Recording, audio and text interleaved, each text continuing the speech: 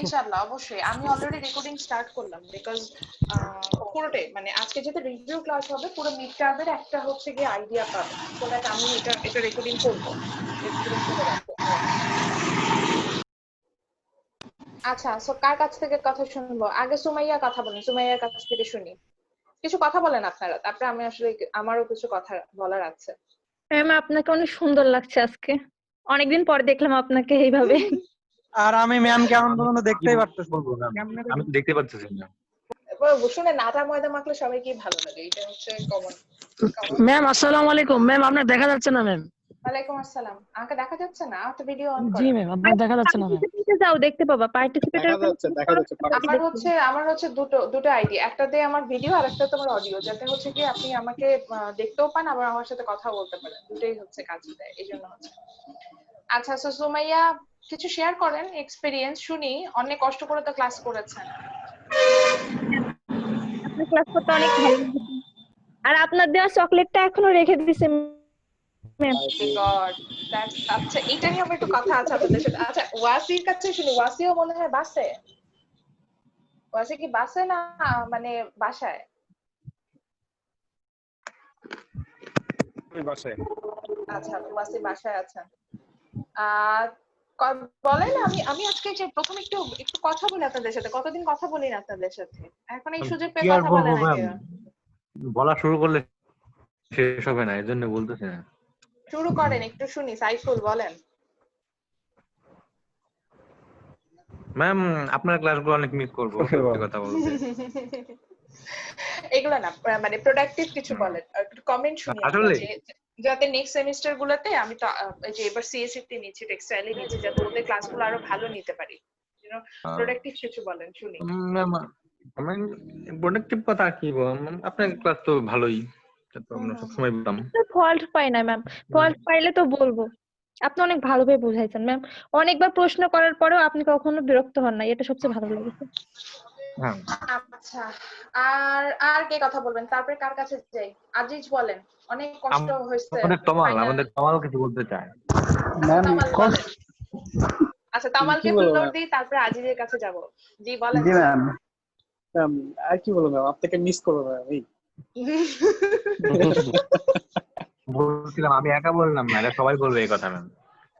আচ্ছা, ম্যাম আপনার মতো টিচার একদম খুবই কম পাওয়া যায় না। আসলে ম্যাম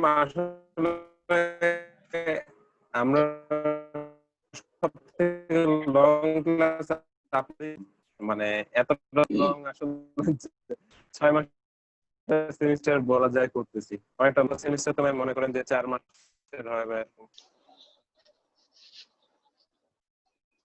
আসলে ওটাই 6 মান্থ ধরে একটা সেমিস্টার কন্টিনিউ করছি। সো এটা আসলে এই জন্য হলেও মনে রাখবেন যে একটা নন ডিপার্টমেন্টাল কোর্স আমাদের করতে হয়েছে, তাও সেটা হচ্ছে 6 মান্থ ধরে করতে হয়েছে।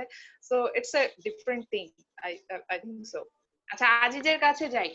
স্যার বলেন। ম্যাম কি আর বলি, আপনার অন্যান্য ক্লাসে ওয়েটিং করতে বিরক্ত লাগে, আপনার ক্লাসে ওয়েটিং করতে ভালোই লাগে।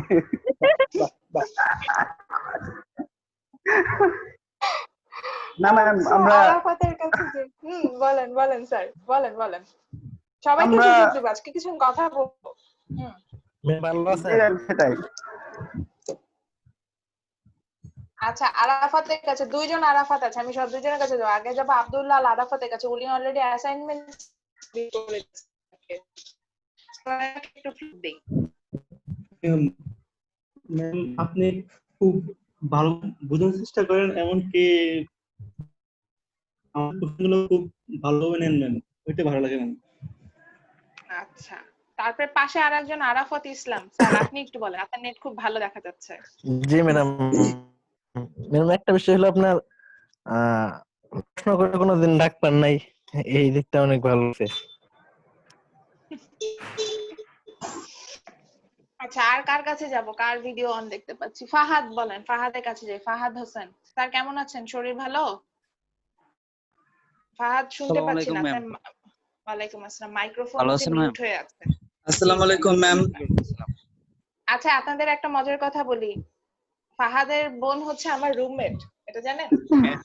সবাই তো জানে না। আমি তো আমি I am from Jahangirnagar, just এটা লাস্ট ক্লাস হিসেবে এটা বলছি, I am from Jahangirnagar university. আমার রুমমেট ছিল, মানে ও আমার জুনিয়র, আমার রুমমেট ছিল হচ্ছে মলি, তো হচ্ছে ফাহাদের বোন। আমরা জানি আর কি এই বিষয়টা। হ্যাঁ হ্যাঁ হ্যাঁ, ও তো কেমন আছে? আপনার শরীর ভালো হয়েছে? সিক জি ছিলেন ম্যাম, তো? শরীর ভালো হয়েছে, এখন ঠিক আছে। আচ্ছা, ম্যাম আপনাকে দেখতে পাচ্ছি না এই জন্য। আমাকে কি দেখা যাচ্ছে? আমার নেটওয়ার্ক পুয়ার? না সুইপ ম্যাম, করো ওসি। আমি না তো ম্যাম ঠিক আছে, যাচ্ছে ম্যাম দেখা। আমি আমি কেন তো দেখতে দেখিনি। পাচ্ছি না? নেটওয়ার্ক পুয়ার হয়তো আমার, এটাও হতে পারে। আমার নেটওয়ার্ক পুয়ার হয়তো আমার প্রসেস হচ্ছে না। অনেকক্ষণ ধরে শোভনকে দেখতে পাচ্ছি। শোভন কেমন আছে? শোভন চুল কেটে আল্লাহ কেমন হয়ে গেছে। শোভন কেমন আছেন বলেন? মিউট করা আছে শোভন, মিউট। Speaker of. হ্যাঁ হ্যাঁ, শোভন মিউট। আমি এই অবস্থায় বেঁচে আছি, এটাই তো অনেক। আলহামদুলিল্লাহ, সেটাই আসলে। এখন তো বলেন মোটামুটি আমাদের আমাদের এলাকার উদ্দেশ্যে কি বলবেন? এই লং মানে যে 6 মাস ব্যাপী একটা কোর্স আমরা করলাম নন ডিপার্টমেন্টাল, এই কোর্সটা সম্পর্কে কি বলবেন স্যার? তার আগে আপনি বলেন যে আপনার কোনো কোর্স আরো পাবো কিনা এরপরে। না স্যার, আমি যতটুকু জানি আপনাদের নন ডিপার্টমেন্টাল ইকোনমিক্স রিলেটেড একটা কোর্সই আছে, আর এরপরে একটা হয়তো পাবেন managerial and financial accounting. Accounting it's not my area, so accounting এর কোর্স হলেও আমি ওটা পাবো না, এটাই বলছি। মানে আমার এরিয়াই না, আমি অ্যাকাউন্টিংই পারি না। যদি সেটাই হয় তাহলে এটা আমাদের দুর্ভাগ্য হবে যে আপনার আর কোনো কোর্স পাবো না। আপনার সম্পর্কে মানে শেখানো অন্যদের চাইতে অনেক আলাদা ছিল। প্রথম দিনই একটা ভালো একটা উদাহরণ দিয়েছিলেন, ভালো লাগলো ক্লাসের মধ্যে। তো সব মিলাই আপনাকে মিস করবো না, হয়তো বা আরেকটা কোর্স পাইলে ভালো হতো। আর ইনশাআল্লাহ ইনশাআল্লাহ সবকিছু ঠিক হলে আমরা যখন আবার ইউনিভার্সিটিতে ব্যাক করে অফিসে তো থাকবো, যদি কখনো মনে করেন যে কোনো সাজেশন দরকার, কোনো হেল্প দরকার, feel free to knock me. ইনশাআল্লাহ কথা হবে। এটাই হচ্ছে কথা। কোনো ওটা নিয়ে শাই ফিল করার কিছু না যে একটা কোর্স নিয়েছি আর বেশি কোর্স পাইনি আপনাদের সাথে, ওটা নিয়ে শাই ফিল করেন। আচ্ছা, আর শাহ ইশতিয়াক আহমেদ স্যার, দেখাও যায় না, কথাও শোনা যায় না, একটু আজকে একটু কথা বলেন আমাদের সাথে। হ্যালো, আসসালামু আলাইকুম ম্যাম। ওয়ালাইকুম আসসালাম, কেমন আছেন? জি আছি, আলহামদুলিল্লাহ। ভালো আছেন? এই তো একটু একটু কমেন্ট করেন শুনি। কি কমেন্ট করবো ম্যাম? আপনার অনুভূতি জানতে চাচ্ছি। এত এত প্যারা দেওয়ার পর একটা কোর্স শেষ হয়ে যাচ্ছে, তো সেটার অনুভূতি জানতে চাচ্ছি। আর খালি ম্যাম, প্যারা তো এখনো শেষ হয় না, প্যারা চলতেই আছে। ওটাই তো বললাম যে এত প্যারার পরে একটা কোর্স হচ্ছে শেষ হয়ে যাচ্ছে, তো সেটা হচ্ছে গিয়ে জানতে চাচ্ছি যে অনুভূতি কি। ওরকম কোনো ইয়ে নাই, কিন্তু আপনার সাথে যে যতগুলো কাজ করছি আর কি, যে তো ওগুলো মিস করবো আর কি। যে অনেক সময় অনেক মজার মজার কথা বলতেন, ওগুলো মিস করবো। তারপর আমাদেরকে ওই যে গিফট দিয়েছেন, ওটা ও আচ্ছা, মিস গিফট করবো। নিয়ে আমার একটা কথা বলার আছে। আচ্ছা শুনেন, আপনাদের যারা ওই যে দুইটা ক্রাইটেরিয়া বেসিসে কিন্তু গিফট পাওয়ার কথা, যে গিফট আমি এখনো দিইনি, দুইটা সেকশনে দিয়ে দিবি। যে যারা হচ্ছে বেস্ট কমেন্ট করেছিল, মানে ম্যাক্সিমাম কমেন্ট ছিল, ম্যাক্সিমাম লাইক ছিল, তো তারা কিন্তু তাদের গিফটটা পাবেন। ইউনিভার্সিটি ওপেন হলে মানে কি বলা যায়, এটা তো আর ভার্চুয়ালি দেওয়া সম্ভব না। ভার্চুয়ালি দেওয়া সম্ভব না, এটা একদম হচ্ছে গিয়ে হাতে দিব। ঠিক আছে, কুরিয়ার করে দেন ম্যাম, কুরিয়ার করে পাঠান। গুডস, এটা ইটস নট সার্ভিস, তো গুডস হিসেবে হাতে হাত দিব, এরকম হবে ইনশাআল্লাহ। একদিন হচ্ছে গিয়ে ভার্সিটি খুললে ম্যাম আমরা সবাই গিয়ে দুইজনের গিফট নিয়ে আসবো। জাস্ট আমাকে ম্যাম আসার আগে একটু বলবেন। ম্যাম তাহলে তো আরাফাতে সব গিফট নিয়ে যাবে। ম্যাম আপনি যে টাকা পাইতেন ম্যাম, মানে টাকা বলতে ক্লাস পার্টির জন্য, ওই যে ক্লাসে ফোন আসতো। ওইটা তো আমাদের আসলে একটা ইয়া করার কথা ছিল, ক্লাস বাট ওটা বলে আপনাদের যে ক্লাস পার্টি, ওদের কাছে নেওয়া সেটা তো উচিত। আসলে পসিবল হলো না। ওটা আপনারা যে ইউনিভার্সিটি যখন ওপেন হবে নিবেন। সিআর কই? তমাল আছে ম্যাম। ম্যাম আমার কাছে এখনো 50 টাকা আছে কেন? শান্ত কোথায়? কি বাবা, ডিবি সিআর কই? তারপরে হচ্ছে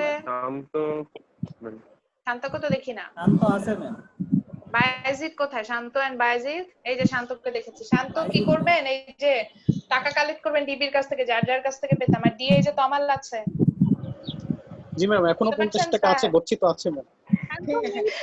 মিউট করা আনমিউট করে কথা বলো, আনমিউট শান্ত, করে, শান্ত। মাইক্রোফোন মিউট করা আপনার, মাইক্রোফোন মিউট হয়ে আছে। আচ্ছা, আমি একটু কিছু কোয়ারিজ এর অ্যানসার দিই। আর যদি কেউ কথা বলতে চান অবশ্যই কথা বলতে পারেন। সরি ম্যাম, মিউট হয়ে গেছিল। ম্যাডাম টাকা কার থেকে কালেক্ট করব? আমি তো ভুলে গিয়েছি না। ম্যাডাম কে টাকা দিবে ওইটা তো আমি জানি না। কি ব্যাপার শান্ত, করোনা থেকে উঠে আপনি বাইরে কি করতেন? বাইরে কি করেন? আমি ওই আইসোলেশনের ওই কদিনই বাসায় ছিলাম। তারপর আবার মাস্ক পরে নাই। দেখেন দেখেন কিসের জন্য হচ্ছে কি মানুষের করোনা হয়। ম্যাম আমার আর হবে না ম্যাম, ওর একা হয়েছে তো সবার মাঝে বিলাই দিতে চাচ্ছে। দেখেন করোনা মানে মাস্ক এখন পরে ও করোনা ছিল সাহসী তো হয়ে গেছে মানে ম্যাম, আমরা ওদের কাছে করোনা জয় করে ফেলেছে। আচ্ছা, আর কার কাছ থেকে নেই? মলি কোথায়? জি ম্যাম, আসসালামু আলাইকুম। ওয়ালাইকুম আসসালাম, কেমন আছেন ম্যাডাম? ম্যাম আলহামদুলিল্লাহ ভালো, আপনি ভালো আছেন? হ্যাঁ এই তো ভালো আছি, ভালোই লাগছে। এই যে বললাম একটা বিশাল 2টা সেকশনের কোর্স আমি শেষ করে ফেলছি, কি মজা। এখন বলেন ম্যাম, আপনার ক্লাস সম্পর্কে কিছু বলতে গেলে সেটা হচ্ছে আপনার যে বাস্তব ভিত্তিক যে এক্সাম্পল গুলো ছিল ওগুলো খুব ইন্টারেস্টিং থাকতো। এর কারণে হচ্ছে আমাদের যে রিলেটেড পড়াগুলো থাকতো ওগুলো খুব ভালো মনে থাকতো, এটা খুব ভালো লাগতো। আর একটা ব্যাড সাইড বলেন। ম্যাম আপনার ব্যাড সাইড খুঁজে পাওয়া যায়নি। তুই একটা ব্যাড সাইড না বললে আসলে তো আমি আসলে বুঝবো না। এখন আমি আসলে কেমনে কমেন্ট করতে হবে? ম্যাম শোভন হাসছে, শোভন বলবে ম্যাম। আচ্ছা ঠিক আছে, শোভন একটু বলেন ব্যাড সাইড শুনি, এর সম্পর্কে একটা ব্যাড সাইড আছে। শোভন মিউট করা, আনমিউট করো। ম্যাম আপনার কোনো ব্যাড সাইড নাই। হ্যাঁ কি বলেছে ব্যাড সাইড আমার? নাই নাই, বলবো কি করে? আর ব্যাড আচ্ছা সাইড সৌরভের কাছে যাই। আচ্ছা এবার সৌরভের কাছে যাই। কেমন আছেন স্যার? স্যারের এই দেখেন অপরচুনিটি কস্ট দেখেন, উনি ঘুম থেকে উঠে ক্লাসে আসছে। বুঝতে পারতেছেন? অপরচুনিটি কস্ট হচ্ছে কি ঘুমানো, এই ঘুমানো বাদ দিয়ে সে হচ্ছে ক্লাসে আসছে। এটা এই যে দেখেন অপরচুনিটি কস্ট মেবি 9 ছিল, নাইম আহমেদ নয়ন। ও হ্যাঁ সেটা তো ছিল, নাইনকে দেখছি না বলে এই যে ইয়াকে বললাম, সৌরভকে বললাম যে এখন ওনার জন্য অপরচুনিটি কস্ট হয়েছে। নাইন কোথায়? ম্যাম অপরচুনিটি কষ্ট হচ্ছে বুলবুলের ম্যাম, ওই ইসিবি যাও বাদ দিয়ে ক্লাস করতেছি ম্যাম। আল্লাহ, বুলবুল দেখেন ও কিন্তু কে বাইকে, বললো রে কথাটা? জি ম্যাম, ও কিন্তু বাইকে বসে আছে। এইটাই ম্যাম অরিজিনাল অপরচুনিটি কস্ট। ও ইয়েস জি ম্যাম, বাইকে হ্যাঁ বাইকে বসে আছে এবং আমার কথাও বললাম আমাদের সাথে। বুলবুল আপনি বাসায় বসে তবে ক্লাসে জয়েন করেন। আপনি ভিডিওতে আসেন, অডিওতে আপনার কথা শুনবো না আমরা। ভিডিওতে আসেন, ভিডিওতে। বাইজিদ কথা কি ভিডিও কলে আসছে নাকি? ভিডিওতে হ্যাঁ, আসতে আমরা তো হবে, সবাই অডিও ভিডিওতে আছি। বাইজিদ আসেন আজকে ও ম্যাম, কথা বলি। তুমি জি ম্যাম জি ম্যাম জি ম্যাম, অবশ্যই ম্যাম। এই যে কি সুন্দর চেহারা, সুলতান সুলেমানের 4 নাম্বার ছেলে বাইজিদ। ম্যাম ওই আপনি যে নামটা ধরে ডাকতেন ম্যাম, ওইটা উচ্চারণটা একটু অন্যরকম। হ্যাঁ আমি বলতাম বেয়াজিদ। জি ম্যাম জি ম্যাম, বেয়াজিদ এই বলতাম। নাম ধরে ম্যাম অনেকেই ডাকে ম্যাম এখন। বেয়াজিদ হচ্ছে বলতাম বিকজ হচ্ছে মানে এক্সেন্ট ওয়াইজ উচ্চারণটা হয় বেয়াজিদ, ওই জন্য বলতাম don't take it otherwise. Ma'am এইটা তো এখন সবাই প্রায় অনেকেই ডাকে ম্যাম। বেয়াজিদ। সো সুলতান সুলেমানের হচ্ছে 4th সন, ওর নাম হচ্ছে বেয়াজিদ। ওইখান থেকে আসলে বাংলাদেশে এই নামটার প্রচলন, মানে Turkish name Beyazid, Turkish origin. So ওদের উচ্চারণটা ওরকম। তো ওই যে সুলতান সুলেমান দেখার সময় আমার উনার লাইফ নিয়ে খুব ইন্টারেস্ট হয়েছিল, তো উনার প্রত্যেকটা ছেলের লাইফ হিস্ট্রি পড়েছি। তো ওইখানে ওই যে মাথায় ঢুকেছে বেয়াজিদ, ওই বেয়াজিদ আছে। ম্যাম বলছিলেন তো, আমাদের গল্প বলছিলেন ক্লাসে। এটা বলেছিলাম। এবং সুলতান সুলেমানের সবচেয়ে বলা যায় দক্ষ, মানে আসলে যে যোগ্য শাসক হওয়া উচিত ছিল সেই ছিল বেয়াজিদ, বাট আনফরচুনেটলি ও ক্ষমতায় এটা ম্যাম আমার বন্ধু বান্ধব বুঝলো না ম্যাম। আহারে, কিন্তু না সমস্যা আছে, ও তো কিন্তু ক্ষমতা পায় না। নাম পাইলাম, সমস্যা নাই, তুমি একদিন সফল হবা। ও ম্যাম ক্ষমতা পায় লাস্টে না। ক্ষমতা পায় না ম্যাম, লাস্টে ক্ষমতা পায় না, এটা লাস্টে তো ক্ষমতা দুঃখ পায় হচ্ছে একটা। অযোগ্য একজন। এই সমস্যা নেই জন্যই বাকি তোমার ক্ষমতা না আমরা আমি প্রতিষ্ঠিত শিওর করবো। এটা শোভন ছিল, হ্যাঁ শোভন অযোগ্য একজন। আরে না না বাজি ভুল চিন্তা ভুল করো না, হেলমেট বাজি লাগাই বসে আছে, এটার অপশন দেয় না কা। সে আমাকে দেখাও। সফল হবা। আচ্ছা আমরা একটু লাস্ট আমাদের সিআর আর কার সাথে কথা বলতে পারি? সিআর, এই যে আমাদের অপরচুনিটি কস্ট স্যার কোথায়? আমার অপরচুনিটি কষ্টে আছে, হয়তো কোথাও গেছে আর কি। আহারে হ্যাঁ ঠিকই বলেছেন, ওর আজকেরও ক্লাসের অপরচুনিটি কস্ট আছে, বড় একটা অপরচুনিটি কস্ট, ওরে সেটা করছে। হ্যাঁ আচ্ছা, তো এখন একটু আমি একটু কথা বলি। মানে আপনার বিদায়টা আমি না আজকে যখন চিন্তা করলাম, আজকে আমার কিন্তু ব্যাক টু ব্যাক ক্লাসেস ছিল, তারপর আমি মানে বলেছি যে একটা ক্লাস নিব, আমি ওটা চিন্তা করেছিলাম যে নিবই আমি এনিহাউ। জি ম্যাম। তো আমি যখন আসলে চিন্তা করলাম officially this is my last class, আসলে এরপর আর ক্লাসের কোনো সুযোগ নেই, মানে I getting emotional, মানে আমি চিন্তা করলাম একটা 6 মান্থ লং কোর্স নিয়েছি, মানে এবং এদের সাথে আমার কখনো দেখা না। বিবিএ এমবিএ হলে যেটা হয় যে নিজের ডিপার্টমেন্ট একটা দুটো অন্য আরো ক্লাসে দেখা হয়।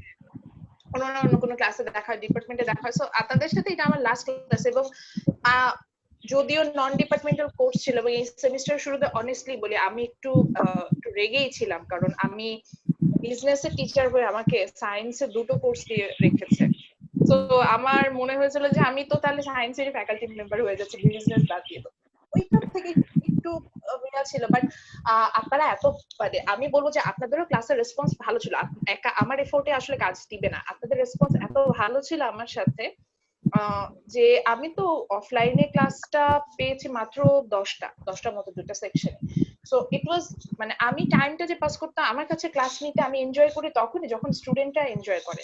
সো আমি দেখেছি, আমার কাছে মনে হয়েছে বোথ সেকশন, আমি ডিএডিবি দুটো কথাই বলবো, বোথ সেকশনে আমার কাছে মনে হয়েছে যে আপনারা আমার ক্লাসটা এনজয় করেছেন। সেটার প্রমাণটা আমি যেটা পেয়েছি যে আপনারা আমার ক্লাসে হচ্ছে আমি যে ইনস্ট্রাকশন দিতাম, বা আমি কিন্তু অ্যাসাইনমেন্ট দিই, আমার অ্যাসাইনমেন্ট ডিফারেন্ট, আমি ডিফারেন্ট কিছু পলিসিস মেইনটেইন করি, প্ল্যাগারিজম বলেন, আমি অ্যাসেসমেন্ট গুলো যুক্ত করি, বা কোশ্চেনও আমি একটু ডিফারেন্ট দিই। এই সব আমি আমার কোঅপারেশনটা অনেক বেশি পেয়েছি, এটা এই জন্য আপনারা আসলে আমার কাছ থেকে একটা থ্যাঙ্কস ডিজার্ভ করেন। Thank you all.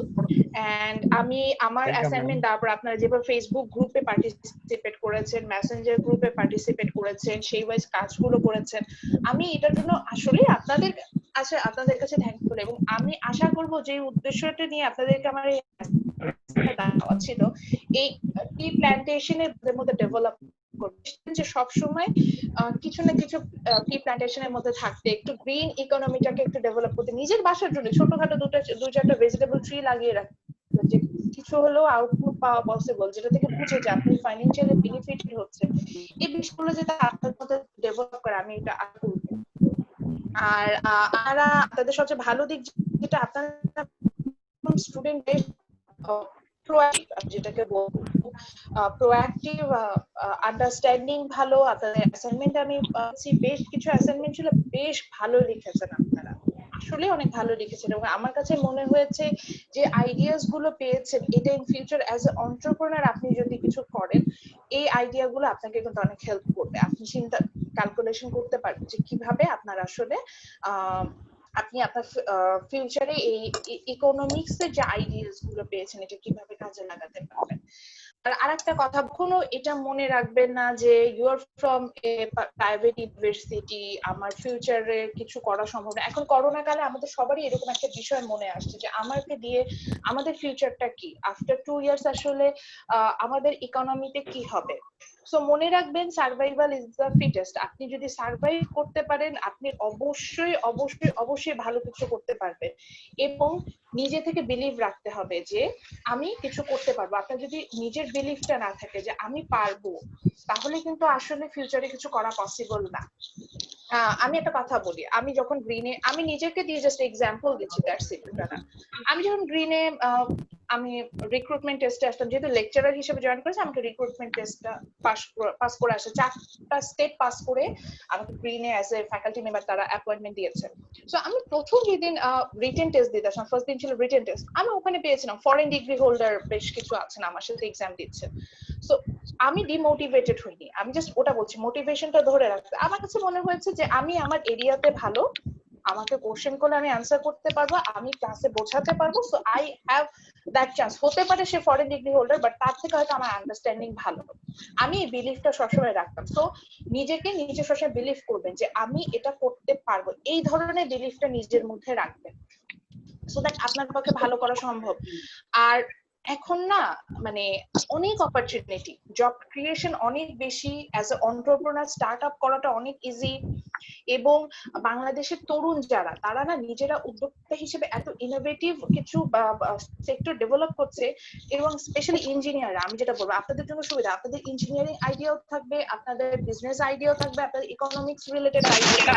তো আপনারা যখন এন্টারপ্রেনার হিসেবে কাজ করবেন, আপনারা দেখা যায় যে ভেরিয়াস ফিল্ড থেকে আপনাকে জিনিসটাকে আপনি ডেভেলপ করতে পারবেন, যেটা কিনা অ্যাজ আমি ইকোনমিস্ট, আমার দেখেন কম্পিউটার নিয়ে আইডিয়া নাই, বা সার্কিটস নিয়ে আইডিয়া নাই, বা ইঞ্জিনিয়ারিং কোনো কিছু নিয়ে আইডিয়া নাই। সো আমি কিন্তু চাইলেও ওই ধরনের বিজনেস স্টার্ট আপ করতে পারবো, কিন্তু আপনি ওটা পারবেন। আপনি আবার অ্যাজ এ আমি যে জেনুইন যে বিজনেস গুলো বলি সেগুলোতেও কিন্তু আপনি আসতে পারবেন। তো যেটা বলতে চাচ্ছি, নিজেকে বিলিভ করবে যে ইয়েস আমাকে দিয়ে কিছু হবে। কখনো এরকম ভাববে না যে আমাকে দিয়ে কিছু করা সম্ভব না, অবশ্যই আপনাকে দিয়ে কিছু করা সম্ভব। কারণ বাংলাদেশে যারা এন্ট্রি লেভেল অর্থাৎ প্রাইমারি শিক্ষা যারা পায়, এর মাত্র একটা সমীক্ষাতে দেখা গিয়েছিল এর মাত্র 10% হায়ার স্টাডিজ আসে। ইটস ট্রু, এর মাত্র 10% হায়ার স্টাডিজ, মানে আপনার আমি ডিগ্রি লেভেল বলছি না, আমি গ্রাজুয়েশন বলছি, অনার্স লেভেল যেটাকে, এই অনার্স লেভেলে আসার মতো যোগ্যতা মাত্র 10% শিশুর হয় বাংলাদেশে যারা প্রাইমারিতে এন্ট্রি নেয়। আচ্ছা আমি ধরলাম রেশিওটা হয়তো এখন আর একটু বেড়েছে 20%। সো আপনি কিন্তু ওই 20% মধ্যে বিলং করেন। আমরা এখানে যারা আছে কেউই এরকম না যে ঢাকা বেস, ঢাকাতে থেকেছি সব সময়, আমরা ঢাকার বাইরে থেকে অনেকে এসেছি। সো ঢাকার বাইরে থেকে স্ট্রাগল করে এসে আপনি যে হায়ার স্টাডিজ পারসু করতে পারছেন, এই করোনা সিচুয়েশনে যে আপনি এখনো প্রপার ওয়েতে ক্লাস হচ্ছে আপনাদের, আপনি সেগুলোতে অ্যাটেন্ড করতে পারছেন, so hats off to you. এত স্ট্রাগল করে আসছেন, নিজেকে বিলিভ করবে যে হ্যাঁ আমি ইন ফিউচার ভালো কিছু করতে পারবো। এবং আমি একটা কথা বলবো, এই চেষ্টাটা সবসময় রাখবেন, স্পেশালি এখন এই সময়টাকে কাজে লাগান। আমি বলবো যে গভর্নমেন্ট জবের জন্য একটু স্টাডি করেন। গভর্নমেন্ট জব মানে শুধু যে বিসিএস তা না, নন ক্যাডার অনেক জব আছে যেগুলো ফার্স্ট ক্লাস জব, যেটা আপনার স্যালারি পাবেন, সেটা আপনার হচ্ছে গিয়ে বিভিন্ন মন্ত্রণালয়ের জব গুলো আছে, তারপরে হচ্ছে অধিদপ্তর যেগুলোকে বলে সেখানে জব গুলো আছে। এগুলোর জন্য এগুলোতে যে সব পাবলিক ইউনিভার্সিটির স্টুডেন্টরা চান্স পায় বা ভালো টপ ইউনিভার্সিটির স্টুডেন্টরা চান্স পায় তা কিন্তু না, অনেক প্রাইভেট ইউনিভার্সিটির স্টুডেন্টরা এখন চান্স পাচ্ছে এবং তারা চেষ্টা করছে। আপনারা না চেষ্টা করেন, এখানে কোনো লবিং লাগে না, জাস্ট আপনার মেরিটটা লাগবে এবং ইউ হ্যাভ দ্যাট মেরিট। আমি এটা বিলিভ করি, আমার ক্লাসের আমি দেখেছি যে আমাদের সায়েন্সের স্টুডেন্টরা ম্যাক্সিমাম ভালো স্টুডেন্ট, সায়েন্স ফ্যাকাল্টিতে আমি যত স্টুডেন্ট পেয়েছি। সো এটা চাইলেই লাইফে ভালো কিছু করতে হবে। সো ওই বিলিভটা রাখবে যে আপনাকে দিয়ে হবে। এবং আর একটা কথা বলি, আমরা অনেককে চিন্তা করি যে সাপোজ পুলিশে যে এসআই বা যে এসপি ছাড়া, মানে বিসিএস দিয়ে তো এসপি হয়, আর এছাড়া হচ্ছে কি যে নন ক্যাডার যে জব গুলো আমি যেটাকে এসআই বলছি বা ওই যে বললাম মন্ত্রণালয়, অনেকে ভাবেন যে আমি কি এই ধরনের জবে যাব। এখন দেখেন আপনি গভর্নমেন্ট জব পাবেন এবং সেটা হচ্ছে কি সিকিউর জব, এটা একটা বড় বিষয়। আর তার থেকে বড় কথা হচ্ছে কি আপনার তো ক্যাডার্স, মানে আপনার তো র্যাঙ্কিং সেম, আপনি বলতে পারবেন you are a first class officer. So that's it, এটা পারসু করেন। আর যদি মনে করেন যে প্রাইভেট সেক্টরে যেতে চাচ্ছেন, আমি অবশ্যই বলবো প্রাইভেট সেক্টর কোনো সমস্যা নেই, কিন্তু সেক্ষেত্রে এখন থেকে নিজের মধ্যে একটা স্পেশাল স্কিল ডেভেলপ করেন। যে কোনো একটা স্পেশাল স্কিল হতে পারে। আমি আপনাদের সাবজেক্ট গুলো সম্পর্কে আইডিয়া রাখি না, সাপোজ আমি ধরে নিচ্ছি যে আপনি ট্রিপলির স্টুডেন্ট হওয়ার সাথে আপনি ওয়েব ডেভেলপিং এ খুব ভালো, আপনি খুব নিজেই ওয়েবসাইট ডেভেলপ করতে পারেন, বা আপনি সোশ্যাল মিডিয়া মার্কেটিং এ খুব ভালো, এই ধরনের এক্সপার্টিস আপনার আছে, বা আপনার নিজের একটা বিল্ড আপ ফেসবুক পেজ আছে যেখান থেকে আপনি মোটিভেশনাল বিভিন্ন পোস্ট করেন, সেখানে অনেক মানুষ ওটা থেকে মোটিভেটেড হয়। এরকম নিজের মধ্যে একটা সেকেন্ডারি আর একটা স্কিল ডেভেলপ করেন, যেটা কিনা আপনি যখন ক্যারিয়ারে, ওই যে আমরা যখন হচ্ছে গিয়ে যে বলছি আনএমপ্লয়মেন্ট, অ্যাকচুয়ালি ফ্রিকশনাল আনএমপ্লয়মেন্টের মধ্যে পড়ে যাব, তখন যাতে আপনি আপনার এমপ্লয়ারকে দেখাতে পারেন যে yes I have that specific skill. এরকম একটা স্কিল ডেভেলপ করে, হতে পারে সেটা টিচিংও হতে পারে। টিচিং হওয়ার জন্য আপনাকে যেটা দরকার যে এই যে খুব বোল্ডলি কথা বলতে হবে এবং সাবজেক্ট আন্ডারস্ট্যান্ডিং খুব ভালো থাকতে হবে। খুব যে এ টু জেড জানতে হবে তা না, কিন্তু সাবজেক্টে যা জানবেন সেটা একদম প্রপার ওয়েতে জানবেন এবং সেটা যাতে আপনি বাকিদেরকে জানাতে পারেন যে হ্যাঁ আপনি সাপোজ আপনি ইঞ্জিনিয়ারিং ইকোনমিক্সে পড়াচ্ছেন, সো আপনার যাতে আইডিয়া থাকে যে হোয়াট ইজ দ্যাট থিং এবং আপনি অন্যকেও সেটা বোঝাতে পারেন। সেটাও হতে পারে আপনার যদি মনে হয় যে না আপনি কম্পিউটারে কাজ ভালো, যে বললাম ওখানে যেতে পারেন, আপনি ফ্রিল্যান্সিং করতে পারেন। এটাই বলতে চাচ্ছি যে এই সময়টা অর্থাৎ গ্রাজুয়েশন শেষ করার আগ পর্যন্ত নিজের মধ্যে একটা স্পেশাল স্কিল, এই 2টা বছর এখন আপনাদের হাতে সময় আছে আপনার বিএসসি কমপ্লিট হওয়ার জন্য, এই 2টা বছর কাজে লাগান। আইদার আপনি গভর্নমেন্ট জবের জন্য কিছু স্টাডি করেন অথবা হচ্ছে গিয়ে নিজের মধ্যে একটা স্কিল ডেভেলপ কিছু একটা করেন, যাতে 2 বছর পর যখন আপনি ডিগ্রিটা হাতে পাবেন এর সাথে আপনি ওই সেলফ কনফিডেন্সটা বিল্ড আপ করে যে হ্যাঁ আমি এখন যদি বিসিএস এক্সামও বসি আমি অ্যাটলিস্ট প্রিলিমিনারিটা পাস করব, বা আমি অ্যাটলিস্ট একটা স্টেপ আমার প্রিপারেশন রেগুলার স্টাডি আছে এটা কোনোটাই হ্যাম্পার হবে না। প্রতিদিন হাফ এন আওয়ার করে সময় দেন, হাফ এন আওয়ার আপনি ওই পারপাসে ইউজ করেন। আপনার রিক্রিয়েশন যে টাইমটা পাবজি খেলি বা আমরা ফেসবুকিং করি বা ইনস্টাগ্রামে ছবি দিচ্ছি তার থেকে বেশি না, হাফ এন আওয়ার যদি আপনি এই পারপাসে ইউজ করেন আপনি দেখবেন আপনার অনেক কিছু ডেভেলপ হবে। আর ফাইনালি আমার বেস্ট উইশে সবসময় আপনাদের জন্য থাকবে, যে কোনো সময় যদি মনে করেন যে আমি আপনাদেরকে কোনো একটা পারপাসে হেল্প করতে পারবো বা আমি কোনো সাজেশন দিতে পারবো, feel free to knock me. আমি একটু বিজি থাকি মানে আমি ক্লাস নিয়ে বা আমি দেখা যায় আমি একটু স্টাডি করি, আমি প্রতিদিনই আমার এই বিষয়টা আছে স্টাডি করি বা নিজের জন্য সেলফ ডেভেলপমেন্টের এই স্টিল না আমি কাজ করে যাচ্ছি। তো আমি দেখা যায় একটু বিজি থাকি, কিন্তু আমি যখন ফ্রি হয় আমি নক করি, মানে আমি রিপ্লাই করি, চেষ্টা করি যে সেটার একটা প্রপার রেসপন্স দিতে, আমি ট্রাই করবো। আচ্ছা, সো এখন আমরা মিড টাইমে রিভিউতে চলে যাব। বিফোর ইট আমি 2টো কোশ্চেন পেয়েছি আমার মেসেঞ্জার গ্রুপে, 2জন লিখেছেন যে তারা হচ্ছেন গিয়ে অ্যাসাইনমেন্ট দেখতে পাচ্ছেন না। এখানে আসলে আমি একটু রাগই হয়েছি, স্পেশালি বিকজ এই যে একই কথা বলবো 6 মান্থ ধরে আমরা এই কোর্সটা কন্টিনিউ করছি। আমি আপনাদের গুগল ক্লাসরুমটা জেনারেট করেছি হচ্ছে ফেব্রুয়ারি মাসের 1 তারিখে 2টা সেকশনেরই, এবং সেটা আপনাদের সাথে কোর্স কোডও শেয়ার করেছিলাম। এবং এখন যদি 6 মাস পরে এসে আপনি এনরোল না হন তাহলে তো আমার কিছু করার নাই। আমি কালকে যখন কোশ্চেন আপলোড দিচ্ছে আমি দেখলাম যে ডিবি তে আছেন হচ্ছে 39, ডিএ তে হচ্ছে 43। আমার কিন্তু এত স্টুডেন্ট না, ডিবি তে 35 আর ডিএ তে হচ্ছে 39। তারপর আমি চিন্তা করলাম যে আচ্ছা ঠিক আছে, আমি কিন্তু তারপরে অ্যাসাইনমেন্ট সাবমিট করে দিয়েছি এবং আমি অ্যাসাইনমেন্ট সাবমিট করে স্টুডেন্ট অ্যাসাইন করে দিয়েছি। সবার জন্য অ্যাসাইনমেন্ট কিন্তু সেম না, 3 সেট কোশ্চেন আছে, তিন ধরনের কোশ্চেন আছে, ডিফারেন্ট আপনার, এবং কোশ্চেন গুলোর আর একটা সিস্টেম আছে র্যান্ডম করে দিয়েছি, যেটা ধরেন সাপোজ বেয়াজিদের জন্য যে ধরনের হচ্ছে গিয়ে মানে সিকোয়েন্স দেখাবে, আজিজের জন্য সেরকম হবে না। মানে এখানে কিছু সিস্টেম আছে যেটা গুগল ক্লাসরুমে করা যায়, আমি ওইভাবে করে করে কোশ্চেন গুলো দিয়েছি। এবং সমস্যাটা এই জায়গায়, যেহেতু আপনি 6 মাস ধরে এনরোল হন নাই, আমি কোশ্চেন আপলোড করেছি, স্টুডেন্ট অ্যাসাইন করে দিয়েছি, এরপরে আমার সেকশনে যদি আরো 100 জনও জয়েন করেন তারা আনঅ্যাসাইন থাকবে, অর্থাৎ তাদের আর কোনো ভাবে আমার কোশ্চেন বা ওগুলো দেখার মানে অ্যাসাইনমেন্ট দেখার কোনো সুযোগ নেই, বিকজ আপনি 6 মাসে আমার গুগল ক্লাসরুমে জয়েন করেন। এইটা হয়ে গেছে প্রবলেম।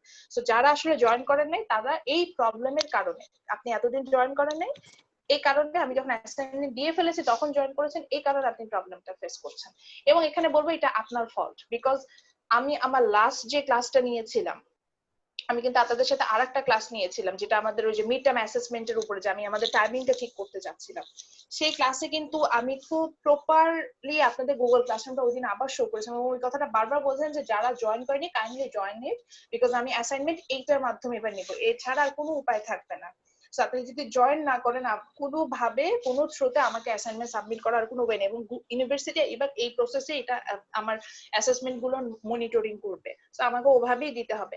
এখন আপনি কেয়ারলেস, আমি ক্লাস নিয়েছি, আমি একদম ভিডিও টিউটোরিয়াল দিয়ে দেখিয়েছি, তারপরে যদি আপনি জয়েন না করেন গুগল ক্লাসরুমে আমার তো আর কিছু বলার নাই, এই জন্য আপনারা পাননি, এটাই হচ্ছে সমস্যা। আর একটা যেটা বলতে চাচ্ছিলাম, আমাদের এক্সাম ডেট নিয়ে হচ্ছে একটু কনফিউশন ক্রিয়েট হয়েছে, আমি একটু ভুল বলেছিলাম টাইম, আমি মানে ডেটটা ভুল বলেছিলাম, বাট আমি একটু এখন ক্লিয়ারলি বলছি, অত কিছু মাথায় রাখতে হবে না। এই যে ফ্রাইডে, আপকামিং ফ্রাইডে যেটা আসবে, এই ফ্রাইডে 10টা থেকে হচ্ছে ডি এর আমার হচ্ছে ভাইভা স্টার্ট হবে। ডি এর অনেক স্টুডেন্ট, 39 স্টুডেন্ট ভার্চুয়াল ক্লাসরুম ধরলে আমার এটা ওই যে 43 হয়। সো ডি এর স্টার্ট হবে, ডি এর মধ্যে হচ্ছে গিয়ে 12টার সময় আমার টাইম দেওয়া আছে, যারা হচ্ছেন গিয়ে মেকআপ মিড টার্ম দিবেন এরকম কিছু স্টুডেন্ট আছেন। সো তাদের টাইমিংটা হচ্ছে 12টায় দেওয়া। সে আমার সাথে একটু যদি শুনে থাকেন বা যখন রেকর্ডেড ভার্সনটা দেখবেন পার্সোনালি আমার সাথে একটু কমিউনিকেট করবেন। 12টার সময় আপনার টাইমিং দেওয়া আছে 12টা। ওয়াও আমার নিস, আচ্ছা যাক আমার নিসকে দেখতে এই যে দেখেন আমার কুচু বলতে তাকে কিন্তু দেখা যাচ্ছে অনেক কিউট ম্যাম। জানেন ও হচ্ছে পুরো আমার কপি ক্যাট। ওর সাথে যদি আমার কোনো ছবি দেখেন দেখবেন আমার বাচ্চা ভার্সন, আমার বাবুটা একটু চুল কেটে ফেলছে তো এখনো যে ওরকম দেখাচ্ছে না, কিন্তু একদম আমার মতো। ঠিক আছে শোনো আমি একটু ক্লাস নিয়ে নিই তারপরে ওর সাথে কথা বলবো। সো যেটা বলছিলাম যে যারা হচ্ছেন ওই যে 10টা থেকে শুরু হবে, 10টা থেকে ডি এক্সাম শুরু হবে। দেন হচ্ছে কি 12টার সময় আমার টাইমিং দেওয়া আছে যিনি মিড টার্ম মেকআপ দিবেন এরকম আছেন। তো আমার সাথে একটু এইটা আপনি আমার সাথে একটু মেসেঞ্জারে কমিউনিকেট করে নিন, কারণ আপনাকে আমার অ্যাসাইনমেন্ট দিতে হবে। সো অ্যাসাইনমেন্ট এবং আপনার ওই টাইমিং তো 12টা। এবং যারা হচ্ছেন গিয়ে ডিবি থেকে আমার সাথে কমিউনিকেট করেছে যাদের একটু প্রবলেম আছে, আপনারা ডি এর সাথে হচ্ছেন গিয়ে ভাইবা দিতে চাচ্ছেন, আপনাদেরটা একটু না শেষের দিকে হতে 5 ঘন্টা সময় লাগতেছে। আর ধরে নেন যে 2-2.5 ঘন্টা আমার সাথে একটু মিস দিবেন, আমি আপনার শেয়ার করলে আমার ক্লাসরুমে এসে জয়েন করে আপনার ইয়াটা নিয়ে নেবেন। সো এই হচ্ছে গিয়ে ব্যাপার। আমার নেটওয়ার্ক আনস্টেবল, নেট কানেকশন একটু পুর, এই জন্য এরকম হচ্ছে বুঝছো। আচ্ছা সো এই হচ্ছে ব্যাপার যে বেসিক ইনস্ট্রাকশন সেটা, বেসিক ইনস্ট্রাকশন যেটা দেওয়া ছিল সেটা। সো তাহলে আমরা এখন চলে যাচ্ছি হচ্ছে কি আমাদের মিড টার্মে যে টপিক গুলো ছিল সেটাতে চলে যাবো। সো আমরা কি সময় বলেন 4-5 ঘন্টা লাগবে কিভাবে? 4-5 ঘন্টা কিভাবে লাগবে আপনি কি জানেন? আমি ফাইনাল নিয়েছি আমার ডিএ নিতে শেষ করতে কত সময় লেগেছিল? সকালে আমি শুরু করেছিলাম 9:30 থেকে, 9:30 থেকে টানা 2:30 পর্যন্ত নিয়েছি টানা। 1 সেকেন্ডের জন্য আমি উঠি নাই। কতক্ষণ হয়? 5 ঘন্টা। 5 ঘন্টা লেগেছে। আচ্ছা কমন সেন্স চিন্তা করেন। হ্যাঁ পড়াবো। কমন সেন্স চিন্তা করেন। এটা হলো অ্যাংরি লুক, এটা হলো অ্যাংরি লুক। আচ্ছা না আমি আমার নিউজের সাথে কথা বলছিলাম। আচ্ছা যেটা বলছিলাম যে 9:30 থেকে 2:30 মানে 5 ঘন্টা। আপনি হিসেব করেন যে যদি 40 জন স্টুডেন্ট হয়, পার স্টুডেন্ট যদি 5 মিনিটস দেই, ইট মিন্স 200 আওয়ার্স।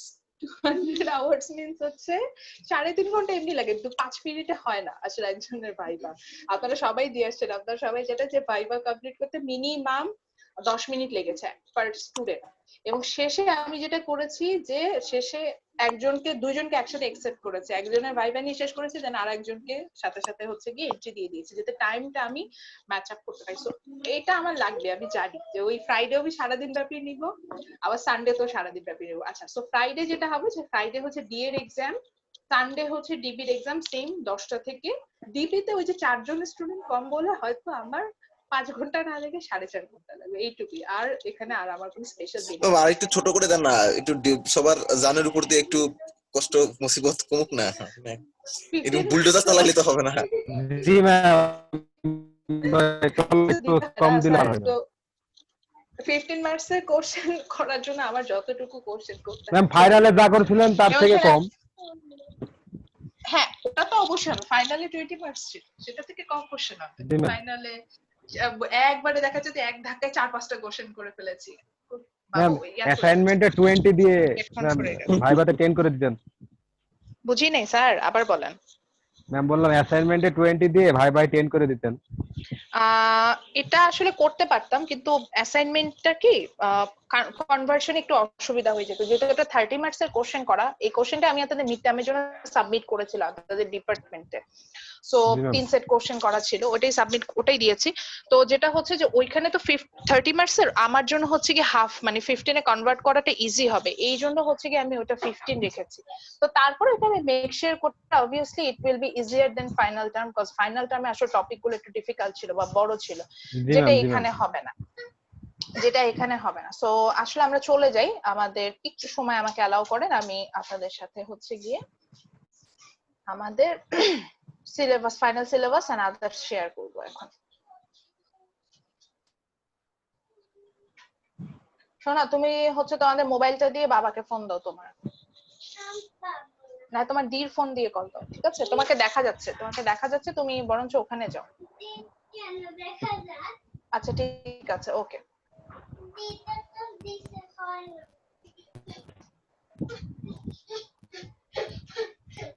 আচ্ছা, so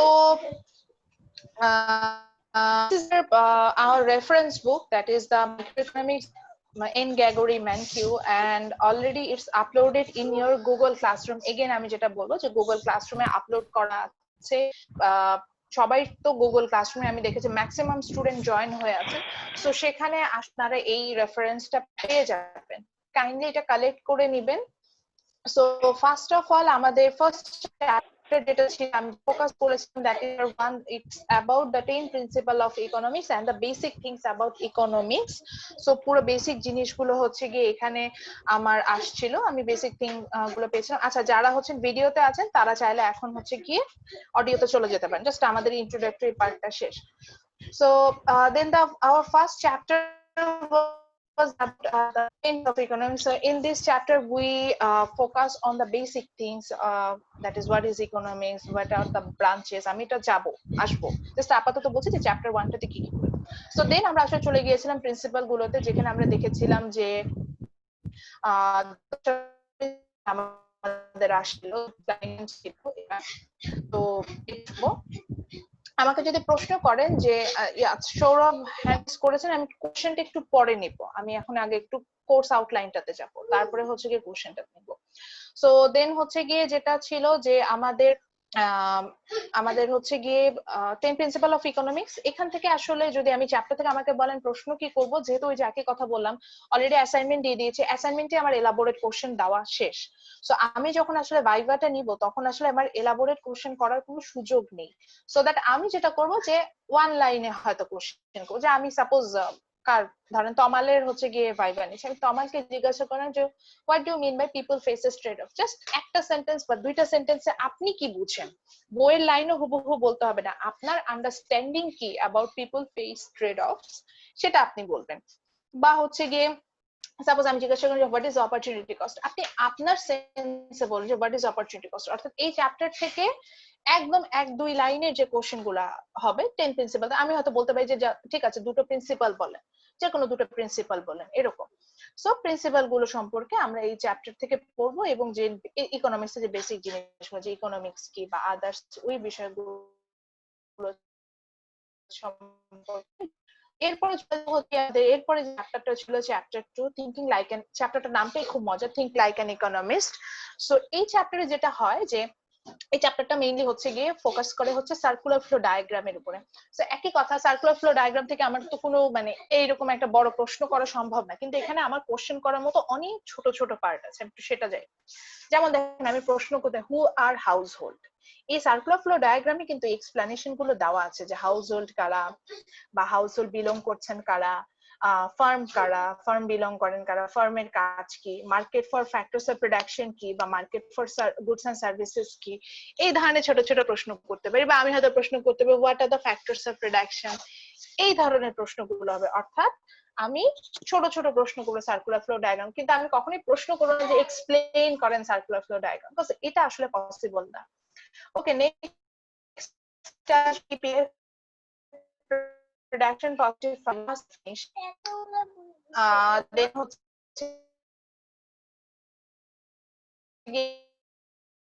এখানে মাইগ্রেট করো, দেন আমরা চলে যাব হচ্ছে গিয়ে চ্যাপ্টার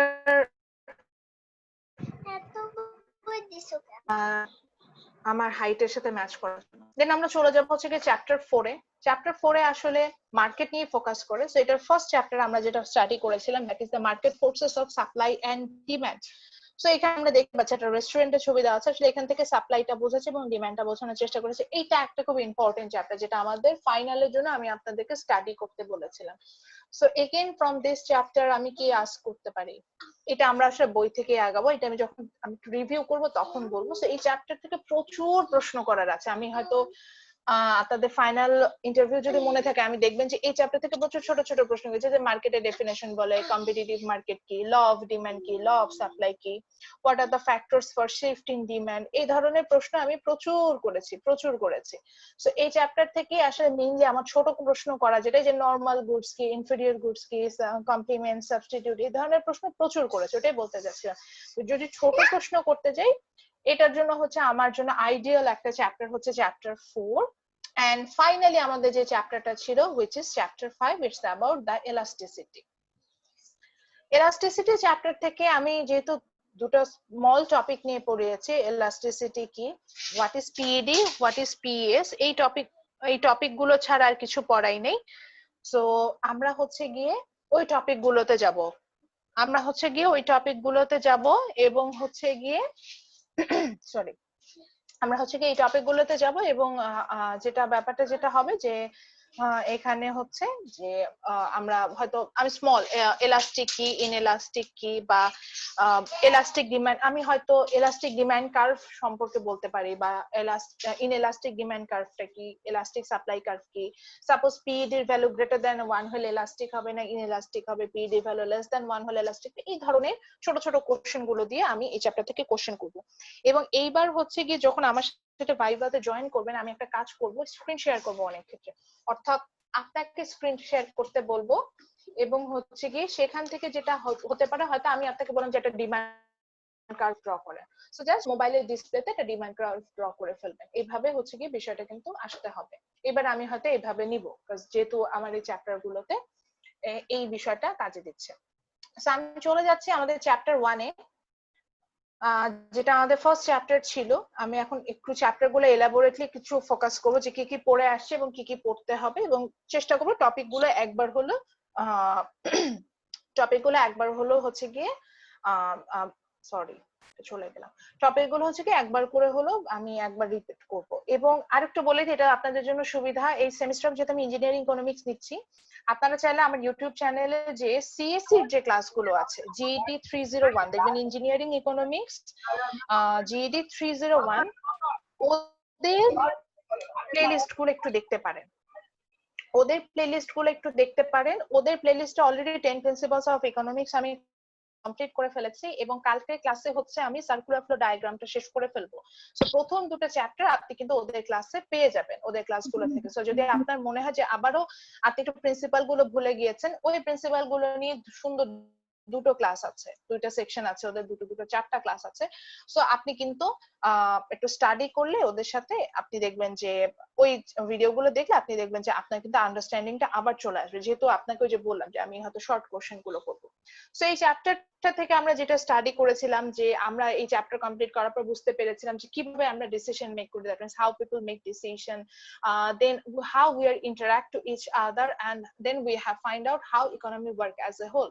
সো ফার্স্ট আমরা পড়েছিলাম যে স্কার্সিটি কি। স্কার্সিটি ছিল এরকম যে limited nature of societies resources. আমরা দেখেছিলাম যে সোসাইটি বলেন বা আমাদের নিজেদের কাছে যে রিসোর্স গুলো থাকে, দে আর লিমিটেড ইন নেচার, অর্থাৎ আমি যত যাই করি না কেন আমার হাতে রিসোর্স হচ্ছে একদম fixed, that means we have fixed resource, but আমরা হচ্ছে গিয়ে মানে unlimited wants to fulfil that. So যেমন আপনার হাতে যেমন টাইমটা একটা ফিক্সড রিসোর্স, যেমন আজকে এখন আমার ক্লাস করতে আসেন, অনেকেরই এই সময় অনেক কিছু করার ছিল, সেগুলো বাদ দিয়ে কিন্তু আমার ক্লাস করতে আসতে হচ্ছে। সো এখানে আপনার এই সময়টা হচ্ছে ফিক্স, কিন্তু আপনার আনলিমিটেড কাজ করতে, আপনি আমার ক্লাস অ্যাটেন্ড করতে পারেন, আপনি চাইলে হচ্ছেন গিয়ে অন্য কোনো ইঞ্জিনিয়ারিং কোনো কোর্সে ক্লাস করতে পারেন, আপনি ইউটিউবে ভিডিও দেখতে পারেন, সো সবকিছু বাদে ক্লাস করছেন। সো টাইমটা এখানে আমার ফিক্সড রিসোর্স। একইভাবে আমি মানিটাকে ফিক্সড রিসোর্স বলতে পারি, ন্যাচারাল যে রিসোর্সেস গুলো আছে those are fixed. So this are এই যে নেচারটা আমি যে limited nature of societies resources, এটাকে আমরা বলছি স্কার্সিটি। ইকোনমিক্স আসলে আমাদের কি করে, ইকোনমিক্স এই স্কার্সিটিটাকে হ্যান্ডেল করা আমাদের শেখায়, অর্থাৎ how we are going to handle our unlimited wants with limited resources. আমরা আমাদের এই অসীমিত চাহিদাটাকে কিভাবে অল্প কিছু রিসোর্স দিয়ে ফুলফিল করতে পারবো, সেটাই অ্যাকচুয়ালি আমরা ইকোনমিক্সে পড়ে আসছি। দেন এখানে কিছু এক্সাম্পল আছে, একটু গো থ্রু করলেই হবে। আচ্ছা, স্লাইডটা কোথায় পাবো স্যার?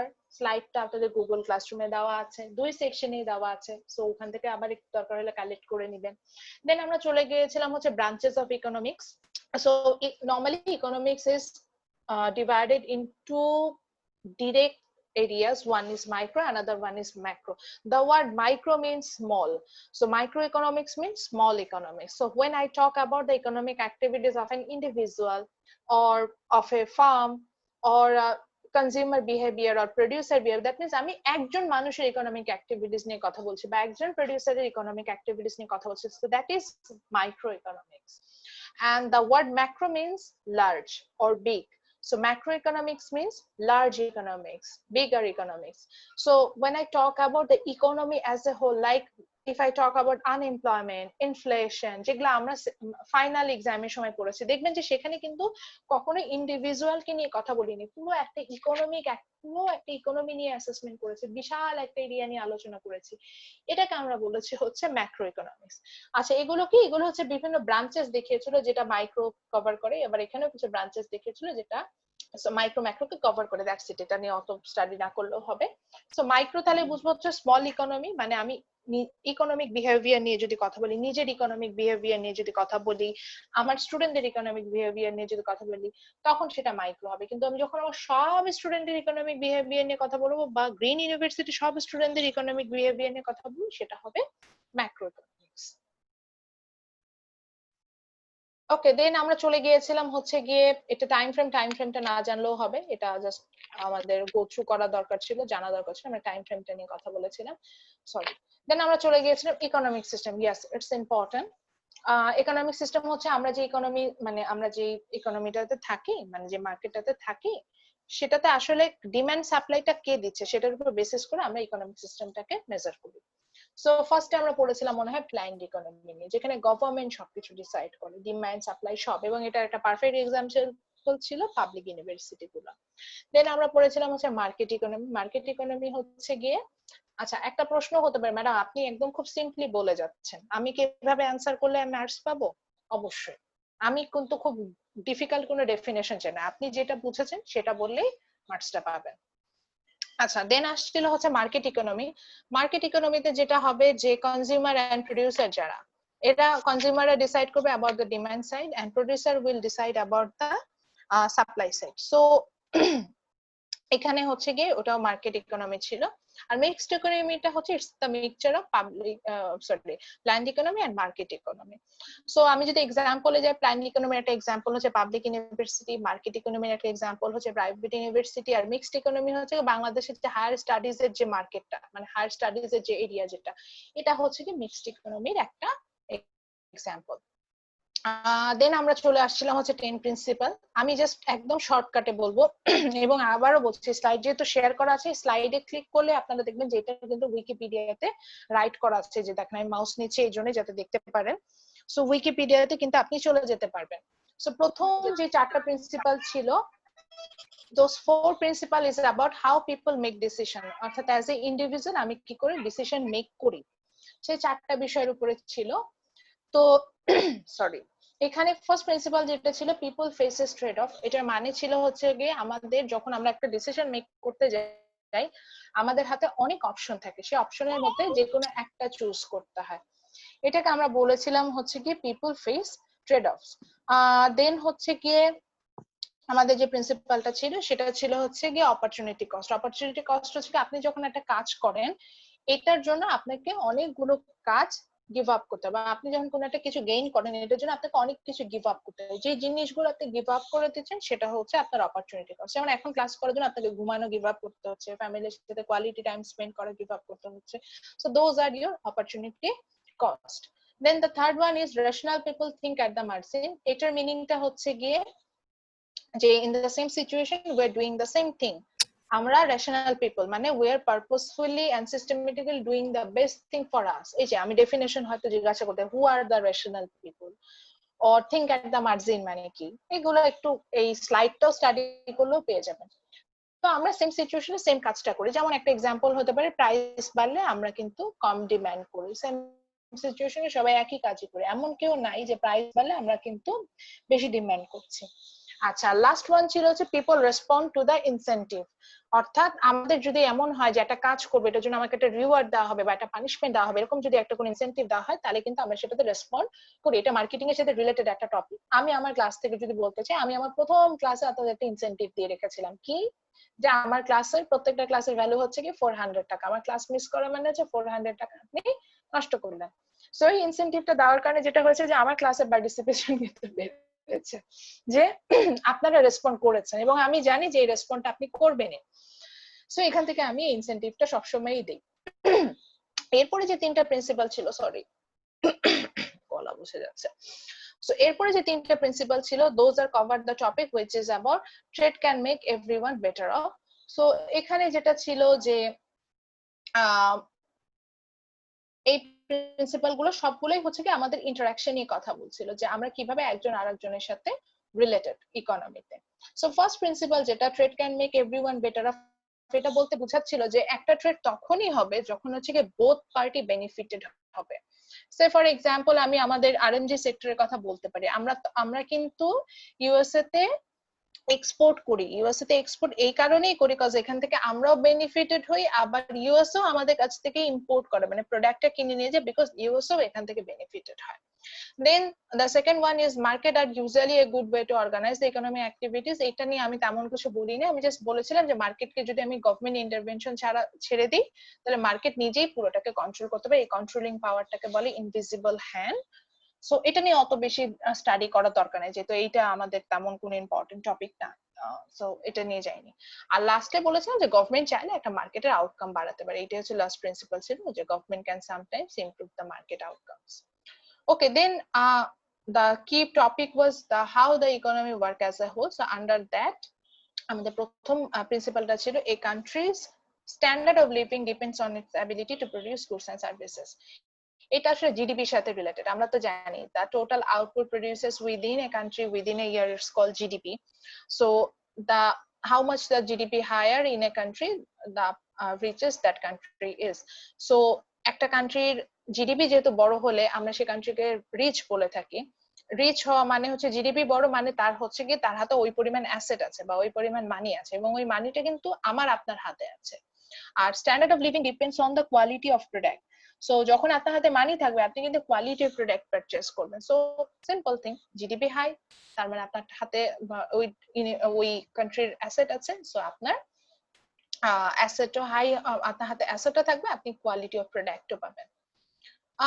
দেন এটা মজার একটা প্রিন্সিপাল ছিল, price rises when the government prints too much money. It's related with the inflation. আমরা জানি যে ইনফ্লেশনটা তখনই হয় যখন হচ্ছে কি এভারেজ প্রাইস লেভেলটা বেড়ে যায়। সো এভারেজ প্রাইস লেভেলটা নরমালি বাড়ে যে যদি কোনো কারণে গভর্নমেন্ট মানি সাপ্লাইটা বাড়ায় দেয়, মানে মার্কেটে বেশি মানি চলে আসে, টাকা চলে আসে। এটা গভর্নমেন্ট অনেক ভাবে করতে পারে, গভর্নমেন্ট মানি প্রিন্ট করে করতে পারে, গভর্নমেন্ট এক্সপেন্ডিচার বাড়িয়ে করতে পারে, গভর্নমেন্ট প্রাইভেট ব্যাংকগুলো থেকে লোন নিয়ে করতে পারে। যেভাবেই করুক না কেন এটা যদি গভর্নমেন্ট করে সাথে সাথে হচ্ছে কি আপনার এক্সপেন্ডিচারটা বাড়ে এবং মার্কেটে হচ্ছে গিয়ে মানি সাপ্লাই বেশি হয়ে যায়, মানে মানুষের হাতে টাকাটা বেশি চলে আসে এবং হচ্ছে কি ইনফ্লেশন বেড়ে যায়। And the last one is society faces short-run trade-off between inflation and unemployment. এটা যখন আমরা চ্যাপ্টার 5 পড়েছিলাম ম্যাক্রো ইকোনমিক্স, ওখানে আমরা এটা বারবার দেখেছিলাম যে সোসাইটি কিন্তু আইদার ইনফ্লেশনের দিকে যায়, অর্থাৎ হাই রেট অফ প্রাইস থাকে বাট আনএমপ্লয়মেন্টটা কম থাকে, মানে মানুষজনের হাতে জব থাকে, অথবা হচ্ছে গিয়ে এমন হয় যে লো rate of inflation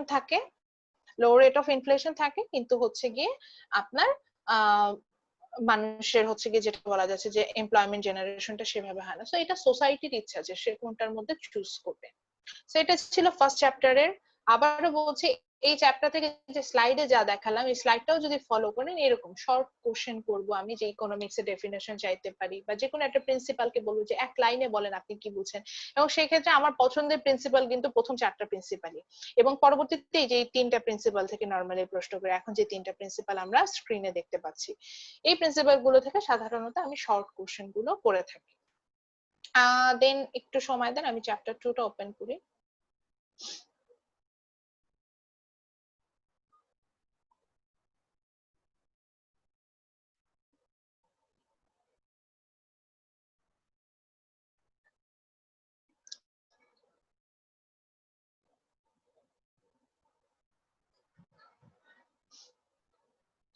Then in chapter 2, normally for this chapter আমরা বইটা একদম প্রপারলি বই ফলো করেছিলাম, সো এখান থেকে বই থেকে আমরা পড়বো।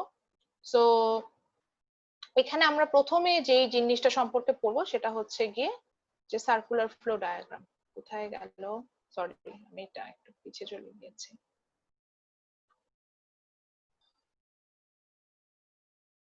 সো এখানে আমরা প্রথমে যে টপিকটা নিয়ে পড়বো সেটা হচ্ছে গিয়ে সার্কুলার ফ্লো ডায়াগ্রাম, এবং এটার জন্য আমি বারবারই বলছিলাম যে ক্ষেত্রে আমরা একদম জুম করে আমরা এখন দেখতে পাচ্ছি ফ্লোগুলো আমরা পড়বো।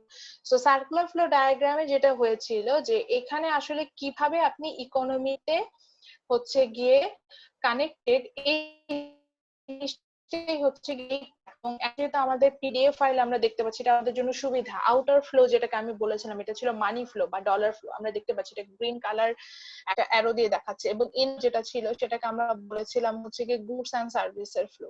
সো সেটাও কিন্তু আমরা দেখতে পাচ্ছি। এখানে হাউস হোল্ড কারা ছিল, আমি আপনারা যারা কনজিউমার, যারা কনজিউম করে, এবং তারা ওন করে হচ্ছে কি factors of production which is land, labour, capital, যেটা দিয়ে প্রোডাকশন করা যায়। আর ফার্ম কি করে, ফার্ম হচ্ছে গিয়ে সাপ্লায়ার আর প্রোডিউসার, যারা প্রোডাক্ট তৈরি করে, এবং তারা কি করে, তারা কিন্তু ফ্যাক্টরস অফ প্রোডাকশন পারচেজ করে। সো আমাদের সার্ভাইভ করার জন্য আমাদের টাকা দরকার, এই কারণে হাউস হোল্ড যারা আমরা তারা আমাদের ল্যান্ড, লেবার, ক্যাপিটাল গুলো সেল করি। কোথায় সেল করি? ফ্যাক্টরস অফ প্রোডাকশন মার্কেটে সেল করে থাকি, এবং সেলটা এই কারণেই করে সার্ভাইভ করার জন্য উই নিড মানি, আমি এখান থেকে মানিটা পাবো।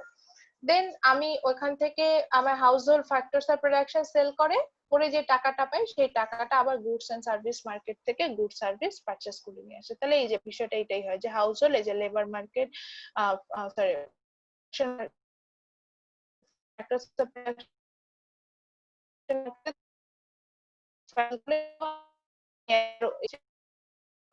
সেই টাকা আবার খরচ হচ্ছে গুডস এন্ড মার্কেট, এবং আর কি করছে হচ্ছে গিয়ে গুড সার্ভিস সে প্রডিউস করে। সো এই প্রডিউস করার জন্য তার দরকার হচ্ছে কি ফ্যাক্টরস অফ প্রোডাকশন। সো সেই ফ্যাক্টরস অফ হচ্ছে গিয়ে ফ্যাক্টরস অফ প্রোডাকশন মার্কেট থেকে, এই জন্য অ্যারোটা আমি ওনার দিকে দেখতে পাচ্ছি, এবং এটার জন্য তাকে ডলার স্পেন্ড করতে হয় ওয়েজ, রেন্ট এন্ড প্রফিট আকারে। সো সেটা সে স্পেন্ডিং দেখতে পাচ্ছি। ঠিক একইভাবে ফ্যাক্টরস অফ প্রোডাকশন ইউজ করে সে প্রোডাক্ট তৈরি করে এবং সেটাকে গুডস এন্ড সার্ভিস আকারে গুডস এন্ড সার্ভিস মার্কেটে সেল করে, এবং সেটার জন্য আবার সে কিন্তু ডলার আর্ন করে। তো এইভাবে দেখেন যে ডলারটা household factors of production market থেকে আর্ন করছিল, সেটাই সে গুডস মার্কেটে সেল করছে। সেই টাকাটাই আবার ঘুরে গুডস মার্কেটে ফার্মের কাছে চলে যাচ্ছে, আবার ফার্ম সেই টাকাটা স্পেন্ড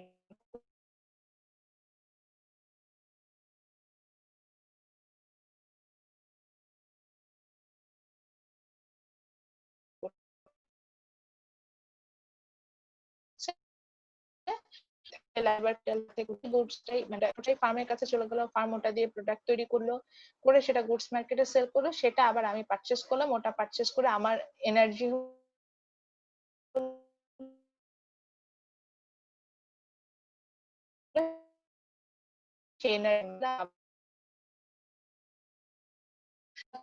গুডস এইভাবে আর একটা কানেক্টেড, পুরো মার্কেটটাতে আমরা কানেক্টেড।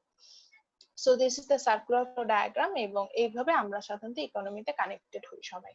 এখান থেকে আমার প্রশ্নই হবে ছোট ছোট প্রশ্ন যে who are household, what is firm, what is factors of production, what is the market for goods and services, what is the market for factors of production, এই ধরনের প্রশ্নগুলো করব। ল্যান্ড, লেবার, ক্যাপিটাল হচ্ছে labour হচ্ছে আপনার human যে effort, human and machineries effort, ওটা labour. Land হচ্ছে গিয়ে এনি ন্যাচারাল রিসোর্সেস যেটা আমি প্রোডাকশনের জন্য ইউজ করি। আর ক্যাপিটাল মানে এটা মানিও হতে পারে, এটা বন্ডও হতে পারে, বা কোনো মেশিনারিজও হতে পারে যেটা আমি এখন প্রোডাকশনের জন্য ইউজ করব না, but I will use it for the future production purposes. আর হাউস হোল্ড হচ্ছে কনজিউমার, আর ফার্ম হচ্ছে প্রোডিউসার। মার্কেটের ডেফিনেশনটা আর একটু পরে চ্যাপ্টার 4 এ গেলে আমরা পাবো, সো সেখানে দিচ্ছি।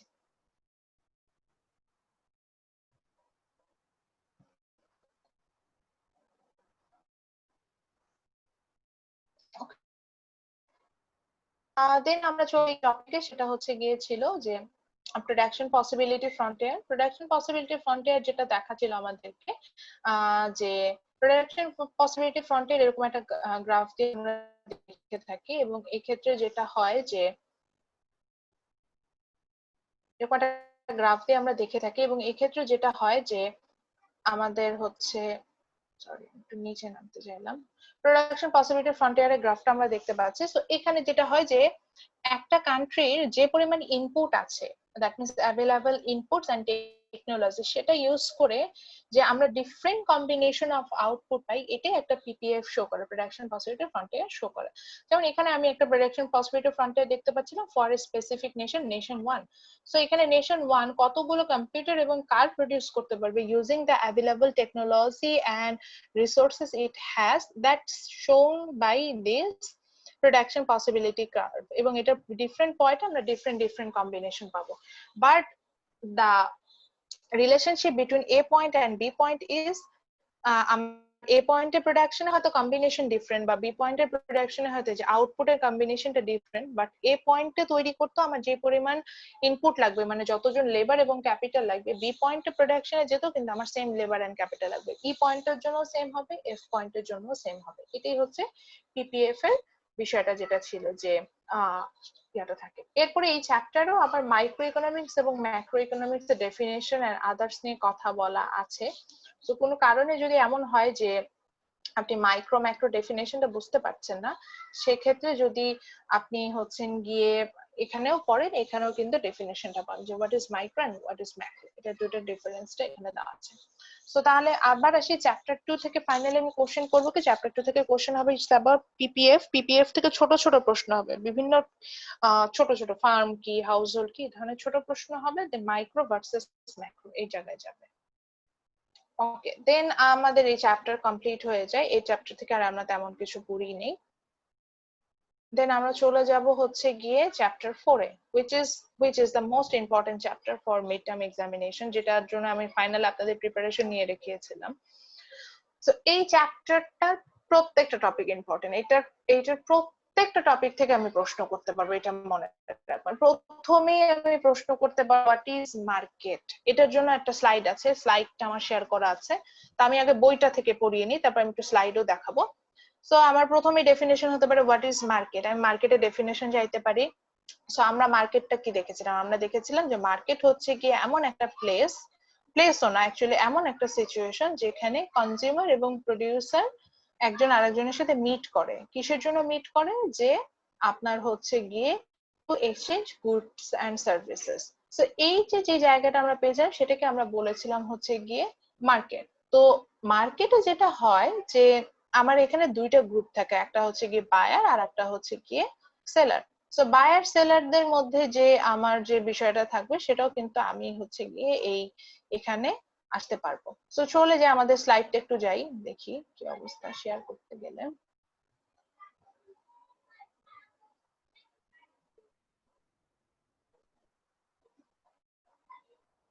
এটা তো না,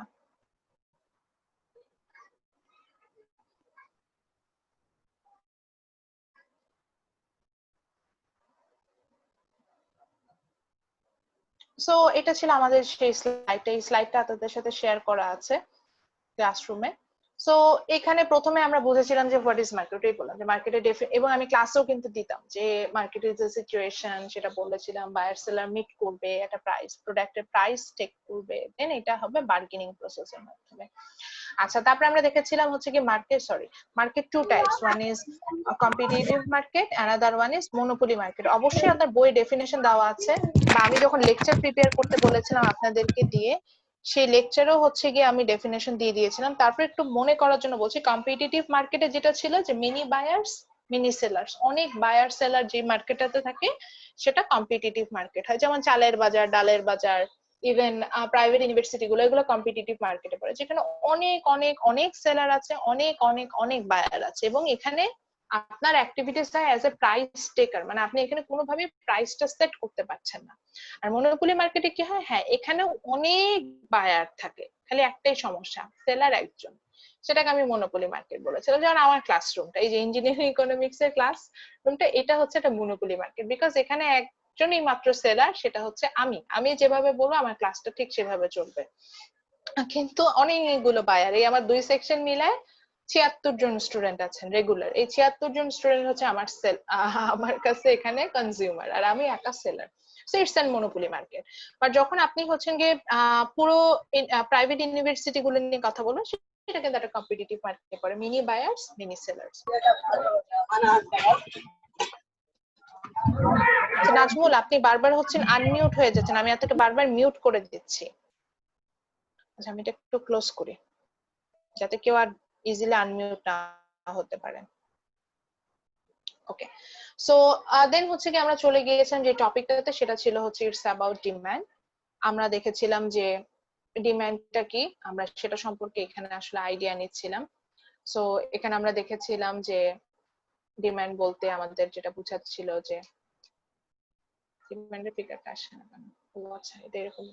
আচ্ছা, সো আমরা ডিমান্ড বলতে বুঝেছিলাম যে ডিমান্ড মিন্স হচ্ছে গিয়ে যে when I have to দুটো কন্ডিশন ফুলফিল করে আসে, willingness to pay and ability to buy। willingness to pay মানে হচ্ছে আমার কেনার জন্য ইচ্ছা আছে, মানে পে করার মতো ইচ্ছা আছে, আমি পে করতে চাবো, এবং অ্যাবিলিটি টু বাই, আমার পকেটে টাকাও থাকতে হবে, পকেটে টাকাও আছে এবং কেনার মতো ইচ্ছা আছে, দুইটা যখন থাকবে তখন আমি সেটাকে ডিমান্ড বলি। একটা প্রোডাক্ট ডিফারেন্ট ডিফারেন্ট প্রাইসে, ডিফারেন্ট ডিফারেন্ট কোয়ান্টিটিতে আমি যদি willingness and ability both follow করি, মানে আমার দুটোই আছে, তখন আমি সেটাকে ডিমান্ড বলবো। যেমন ধরেন আমার ইচ্ছা আছে একটা সাপোজ একটা চকলেট কেনার, এখন চকলেট কেনার আমার ইচ্ছাও আছে এবং আমার পকেটে সেই ধরেন 30 টাকা আছে সেই চকলেটটা কেনার জন্য, তাহলে this is my demand. But আমার ইচ্ছা আছে হচ্ছে একটা ল্যাম্বরগিনি কার পারচেজ করা, এখন আমার পকেটে সে 3 কোটি টাকা নাই, কিন্তু আমার ইচ্ছা আছে, এটা আমার ডিমান্ড হতে পারে। সো এটা ছিল ডিমান্ড। বা ধরেন আমাদের ক্লাসের রিচকে ধরেন, এখন দেখতে পাচ্ছি আমিরুলের নাম সবার ফার্স্ট আছে, আমিরুলের ধরেন ইচ্ছা আছে ল্যাম্বরগিনি কেনার, তার পকেটে 3 কোটি টাকাও আছে, কিন্তু সে হচ্ছে গিয়ে 3 কোটি টাকা আছে কিন্তু সে ল্যাম্বরগিনি কিনতে চায় না, ইচ্ছা করে নাই তার, তাহলে এটাও কিন্তু তার জন্য ডিমান্ড হবে না। এখন ধরেন দেখলাম যে বেয়াজিদ, ওনার পকেটে হচ্ছে 3 কোটি টাকাও আছে এবং ওনার একটা ল্যাম্বরগিনি কেনার ইচ্ছাও আছে, উনি ল্যাম্বরগিনি কিনেও ফেললেন, এটা হচ্ছে ওনার ডিমান্ড হতে পারে, বাস because he has ability both. Okay, then this is our demand curve and we know that it's a downward sloping curve. আবার বলছি, এই প্রশ্নটা আমি মিডটার ফাইনাল এক্সামিনেশন অনেকবার জিজ্ঞাসা করেছিলাম, কেউই এই অ্যানসারটা প্রপারলি দিতে পারেন নাই। Demand curve is a downward, নিচের দিকে যাচ্ছে বলে এটা ডাউনওয়ার্ড স্লোপিং কার্ভ বলে। এবং মনে রাখবেন ডাউনওয়ার্ড স্লোপিং কার্ভ সেটা ইকোনমিক্সেই আসুক আর ফিজিক্সেই আসুক, ট্রিপলি যে কোনো সাবজেক্টে আসুক, মনে রাখবেন একটা কার্ভ যখনই ডাউনওয়ার্ড স্লোপিং হয়, which means it has negative relationship, মানে inverse relationship with the variable in y axis. So তার মানে হচ্ছে ডিমান্ড কার্ভ ডাউনওয়ার্ড স্লোপিং, মানে এটা নেগেটিভ রিলেশনশিপ থাকবে, কার সাথে থাকবে, variable in y axis। So y axis এর ভেরিয়েবল কে থাকে, প্রাইস থাকে, প্রাইসের সাথে নেগেটিভ রিলেশন থাকবে। ইয়েস, প্রাইসের সাথে নেগেটিভ রিলেশনই থাকে, যেটা আমরা কিনা ল অফ ডিমান্ডে দেখতে পারি। ওখানে আমরা কি দেখি যে প্রাইস বাড়লে আমার ডিমান্ড কমে যায়, আবার প্রাইস কমলে আমার ডিমান্ড বেড়ে যায়। যেমন ধরেন আমি এখন ম্যাঙ্গোজ এর কথা বলতে পারি, যখন ম্যাঙ্গোজ এর এখন ম্যাঙ্গোর সিজন, দেখেন আমাদের সবার বাসায় এখন অনেক আম আছে, অথচ কিছুদিন আগে যখন আমের দাম অনেক বেশি ছিল, 200-250 টাকা কেজি ছিল, আমার মনে হয় না কেউ কেজি কেজি আম কিনে খেয়েছেন। কিন্তু যে এখন আমের দাম কমে গেল, কমে হচ্ছে গিয়ে 40-50 টাকা চলে আসছে, এখন কিন্তু আমরা সবাই প্রচুর পরিমাণে আম খাচ্ছি। সো এটাই, যখন দাম কমবে আমরা অ্যাজ এ রেশনাল পিপল, ওই যে একই কথা, rational people think at the margin, ওখান থেকে এই এক্সপ্লেনেশন আসে যে সেম সিচুয়েশন আমরা সেম কাজটা করি। So as A rational people, when the price high we demand less and when price less we demand high. This is the law of demand, এবং এটা আমাদের কিন্তু ফিগারটা তো শো করে। এবং একই কারণে আমরা একটা ল অফ ডিমান্ড কার্ভ দেখেছিলাম, যেখানে আসলে ডিমান্ড কার্ভে আমরা কয়েকটা পয়েন্ট ধরে দেখেছিলাম, এবং এখানে দেখতে পাচ্ছিলাম যে at higher price, like at A point the price is high so that our demand quantity demand is low, but at the C point যেখানে আমরা দেখতে পাচ্ছি price is very low but our quantity demand is high, so it shows the negative relationship with price. আচ্ছা, দেন আমাদের এই chapter 4 topic ছিল হচ্ছে গিয়ে ইটস অ্যান ইম্পর্টেন্ট টপিক, যেখান থেকে ছোট প্রশ্ন, ওই যে বললাম অনেক প্রশ্ন করেছেন, সবাই একদম কান্নাকাটি মার্কা অবস্থা হয়ে গেছে, ভাইভাতে উত্তর দিতে পারেন না। সেটা হচ্ছে কি the reason for shift in demand curve, demand কার্ভটা যে মুভ করে, ডান সাইডে যায় বা বাম সাইডে যায়, আপওয়ার্ডে বা ইনওয়ার্ডে যায়, এই যে শিফট করে কেন করে, কি কি রিজন আছে পিছনে, এটা নিয়ে কথা বলেছিলাম। সো আবার একটু বলি, যখন লেফট ওয়ার্ডে যাবে মানে বাম সাইডে যাবে, এটার মানে হচ্ছে ইনক্রিজ, মানে এই যে ডি থেকে যখন D2 তে যাচ্ছে, আমি ইমেজে দেখতে পাচ্ছি, এটা মানে হচ্ছে বাড়া বুঝাচ্ছি, ইনক্রিজ হচ্ছে ডিমান্ডটা। আর লেফট সাইড থেকে যখন রাইট সাইডে যাবে, অর্থাৎ রাইট ওয়ার্ড, আচ্ছা আমি একটু ভুল বলে ফেলেছি, সরি আমার মিস্টেক। রাইট ওয়ার্ড মানে ডি থেকে D2 তে একটা রাইট ওয়ার্ড, আমি লেফট ওয়ার্ড বলে ফেলেছিলাম। সো ডি থেকে D2 তে যখন যাবে মানে রাইট ওয়ার্ডে যখন যাচ্ছে, মানে ডান সাইডে যখন যাচ্ছে, তখন ইনক্রিজ হওয়া বুঝাচ্ছে, সেম প্রাইসে ইনক্রিজ হচ্ছে। আর ডি থেকে যখন D1 এ যাচ্ছে, আমি লেফট ওয়ার্ডে যাওয়া বুঝাচ্ছে, যেখানে আমি ডিক্রিজ হচ্ছে। সো রাইট ওয়ার্ডেই যাই বা লেফট ওয়ার্ডে যাই, মানে বাড়েও বা কমুক, বিষয়টা যাই হোক না কেন, এখানে হচ্ছে গিয়ে আমার যেটা হবে, আমি হচ্ছে একটু ড্র করেও দেখাই, তাহলে আরো ভালো মতো বুঝবেন। স্ট্যাম্প ইউজ করি। সো আমি লেফট ওয়ার্ডেই যাই বা আমি রাইট ওয়ার্ডেই যাই, যেটাতেই যাই না কেন, এই পুরোটাই হচ্ছে গিয়ে আমার যেটা কথা বলার কথা ছিল, যে এখানে আমার লেফট ওয়ার্ডে গেলেও আমি এটাকে আমি রাইট ওয়ার্ডে গেলে এটাকে বলবো ইনক্রিজ, আর আমি যখন লেফট ওয়ার্ডে যাব এটাকে আমি বলবো হচ্ছে গিয়ে ডিক্রিজ। সো এরপরে আসি, সেটা হচ্ছে গিয়ে যে এই ইনক্রিজ ডিক্রিজ যেটাই বলি না কেন, এটার রিজন গুলো কি। ফার্স্ট রিজন ছিল income, then second reason chilo price of the related product, third one is taste and fashion, fourth is expectation, fifth is number of buyers in market. So the first one is income. Income means খুব simple কথা, madam income বাড়বে আমি বেশি বেশি করে কিনবো, yes true. আবার income কমবে আমি কম কিনবো, এটাই আসলে হয়। কিন্তু সমস্যা হচ্ছে ইনকামের উপর বেসিস করে আমি গুডস কে দুটো ভাগ করে ফেলেছি, নরমাল এন্ড ইনফেরিয়র। নরমাল নামই বলে দিচ্ছে, বলছে যে আমি ভালো, মানে আমি সাধারণ। সাধারণ মানে কি, ইনকাম বাড়লে এই ধরনের প্রোডাক্টের ডিমান্ড বাড়ে, আর ইনকাম কমলে এই ধরনের প্রোডাক্টের ডিমান্ড কমে। নরমাল গুডস গুলো কি, যেমন your demand for imported perfume or your demand for any kind of luxurious product. আমরা লাক্সারিয়াস প্রোডাক্টের ক্ষেত্রে কি দেখি, যে যখন ইনকাম বাড়ে বেশি বেশি করে সে লাক্সারিয়াস প্রোডাক্ট কিনবেন। যে আপনার ইনকাম বাড়লে একমাত্র আপনি ইম্পোর্টেড পারফিউম কিনবেন, আপনার ইনকাম কমলে আপনি ইম্পোর্টেড পারফিউম কিনবেন। বা হচ্ছে গিয়ে যদি আমি যেমন আমরা ক্লাসের একটা এক্সাম্পল দিয়ে বলেছিলাম, যেমন ধরেন বেয়াজিদ, যখন ইনকাম বেশি হবে, বেয়াজিদের মান্থলি ইনকাম এখন 1 লাখ টাকা। মান্থলি ইনকাম যখন 1 লাখ টাকা হবে, সে একটা আইফোন ইউজ করবে। এখন যদি বেয়াজিদের ইনকাম মান্থলি ইনকাম 1 লাখ টাকা থেকে শুরু করে 10 লাখ টাকা হয়ে যায়, তাহলে সে আইফোন ইনকাম বাড়ার সাথে সাথে তখন আইফোন না, তখন আইফোনের যে আইফোন 11 ম্যাক্স প্রো, যেটা সবচেয়ে দাম, যেটা 2.5 লাখ টাকা দাম, সেটাতে সে চলে যাবে। Because iPhone is a luxurious product. এটা ফোন হলেই হলো, এখানে কিন্তু এমন না যে এটা হচ্ছে গিয়ে আমার হচ্ছে আপনার এমন না যে এটা আপনার কিনতেই হবে, জাস্ট একটা হলেই হয়। কিন্তু সেখানে iPhone is a luxurious product, it's a normal goods. Because আমার ইনকাম মানে আমি অবশ্যই এই লাক্সারি প্রোডাক্ট গুলো কিনবো, এবং যখন আমার ইনকাম নেই তখন আমি কিন্তু কিনবো। এই বেয়াজিদের যদি ইনকাম 1 লাখ থেকে 10,000 হয়ে যায়, তখন কিন্তু উনি আইফোন কিনবেন, উনি তখন নর্মাল একটা ধরেন ফোন ইউজ করবে। সো এই নর্মাল ফোনটা কিন্তু আবার এখানে নর্মাল গুডস হচ্ছে না, বিকজ এটা ইনকামের সাথে ইনভার্স রিলেশনশিপ আছে। সো ইনভার্স রিলেশনশিপ থেকে আমরা হচ্ছে ইনফেরিয়র গুডস পেয়েছিলাম। সো যেহেতু বেয়াজিদকে দিয়ে এক্সাম্পল দিয়েছিলাম, ওটা দিয়ে যাই। ধরেন বেয়াজিদের হচ্ছে গিয়ে মান্থলি ইনকাম 10,000 টাকা ছিল, তখন উনি কি করবে, উনি মোটা চালের ভাত খাবে। এখন ইনকাম যদি 1 লাখ টাকা 10,000 থেকে 1 লাখ হয়ে যায়, যখনই ইনকাম বেড়ে যায় তখন কিন্তু উনি মোটা চালের ভাত খাবেন, উনি বলবে যে আমি এখন থেকে মিনিকেট চাল খাবো। তারপরে যদি 1 লাখ থেকে 10 লাখ হয়ে গেল কোনো কারণে, তখন উনি বলবে আল্লাহ মিনিকেট চাল খাওয়া যায়, এটা তো কেমন লাগে। উনি তখন ইম্পোর্টেড ইউএসএ থেকে মানে একদম রেডিমেড ইম্পোর্টেড রাইস নিয়ে আসবে, সেটা হচ্ছে খাবে। সো বিষয়টা যেটা দাঁড়াচ্ছে, এই যে hour demand for normal rice, মোটা চালটাই বলতে পারি, ইটস অ্যান ইনফেরিয়র। কিন্তু যখন ইনকাম লো, তখন কিন্তু আপনি মোটা চাল খাচ্ছেন, মানে ডিমান্ড বাড়ায় দিচ্ছেন। তো এরকম ডেইলি নেসেসারিজ গুলোর কথা যদি আমি বলি, দেখা যায় যে এই ক্ষেত্রে আমাদের ইনকাম যখন অনেক হাই থাকে, এই ধরনের প্রোডাক্ট আমরা কম কিনি, আর যখন ইনকাম লো থাকে তখন এই ধরনের প্রোডাক্ট আমি অনেক বেশি কিনি। এগুলোকে আমরা ইনফেরিয়র গুডস বলবো। যেমন your demand for bus ride, it's এর ইনফেরিয়র গুডস। যখন ইনকাম অনেক হাই থাকে আমরা কেউ বাসে উঠি না, যখন ইনকাম লো হয়ে যায় তখন আমরা অনেক বাসে উঠি। But your demand for Uber rides, it's a normal goods. Income পারলে আপনি বেশি বেশি করে উবার রাইড নেবেন, ইনকাম করলে আপনি উবার রাইডস নেবেন না। আচ্ছা, সেকেন্ড যে রিজনটা ছিল shifting demand curve, that was the price of related product. আমার রিলেটেড প্রোডাক্টের প্রাইসের উপর একটা প্রোডাক্টের ডিমান্ড ডিপেন্ড করে। একটা ছিল সাবস্টিটিউট, এটার উপর ডিপেন্ড করে গুডস পেয়েছিলাম, একটা হচ্ছে কমপ্লিমেন্টারি গুডস। সাবস্টিটিউট নামই বলছে, সাবস্টিটিউট মানে একটা আরেকটাকে চেঞ্জ করা যাবে। So substitute means this goods have same utility, they are substitute, like Coca-Cola and Pepsi, একই রকম দেখতে, একই জিনিস। অর টি এন্ড কফি, একই রকম দেখতে, একই জিনিস, ক্যাফেইন পাবেন। সো যখন টি এর দাম বাড়বে, চায়ের দাম বাড়বে, আমরা কি করব, আমরা কফি ডিমান্ড বাড়াই দেবো, কারণ কফির প্রাইস তো বাড়ে নাই।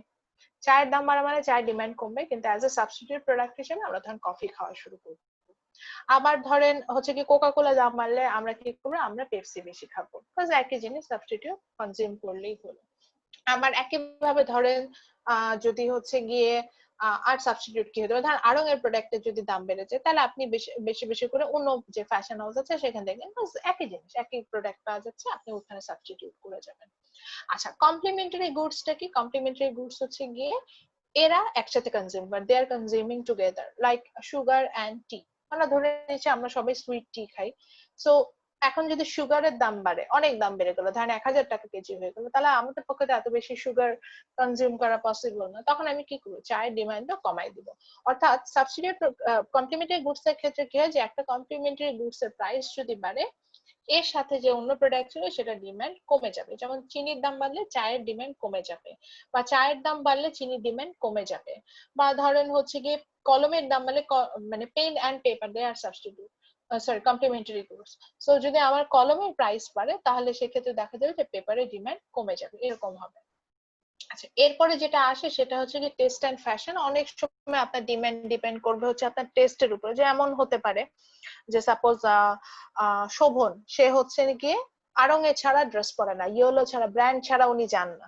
সো এখন আড়ং এর দাম যাই থাকুক না কেন, উনার ডিমান্ড কখনো কমবে না, বা ইয়েলোতে দাম যাই থাকুক না কেন, উনার ডিমান্ড কখনো কমবে না। এরকম অনেক সময় হয় যে আমাদের টেস্ট এন্ড ফ্যাশনের সাথে ডিপেন্ড করে ডিমান্ডটা ডিপেন্ড করে। এক্সপেকটেশন হচ্ছে your expectation for future price. So যদি আমরা বুঝে যাই যে একটা প্রোডাক্টের ফিউচার প্রাইস বাড়বে, ইন ফিউচার বাড়বে, তাহলে আমরা প্রেজেন্টে ওটার demand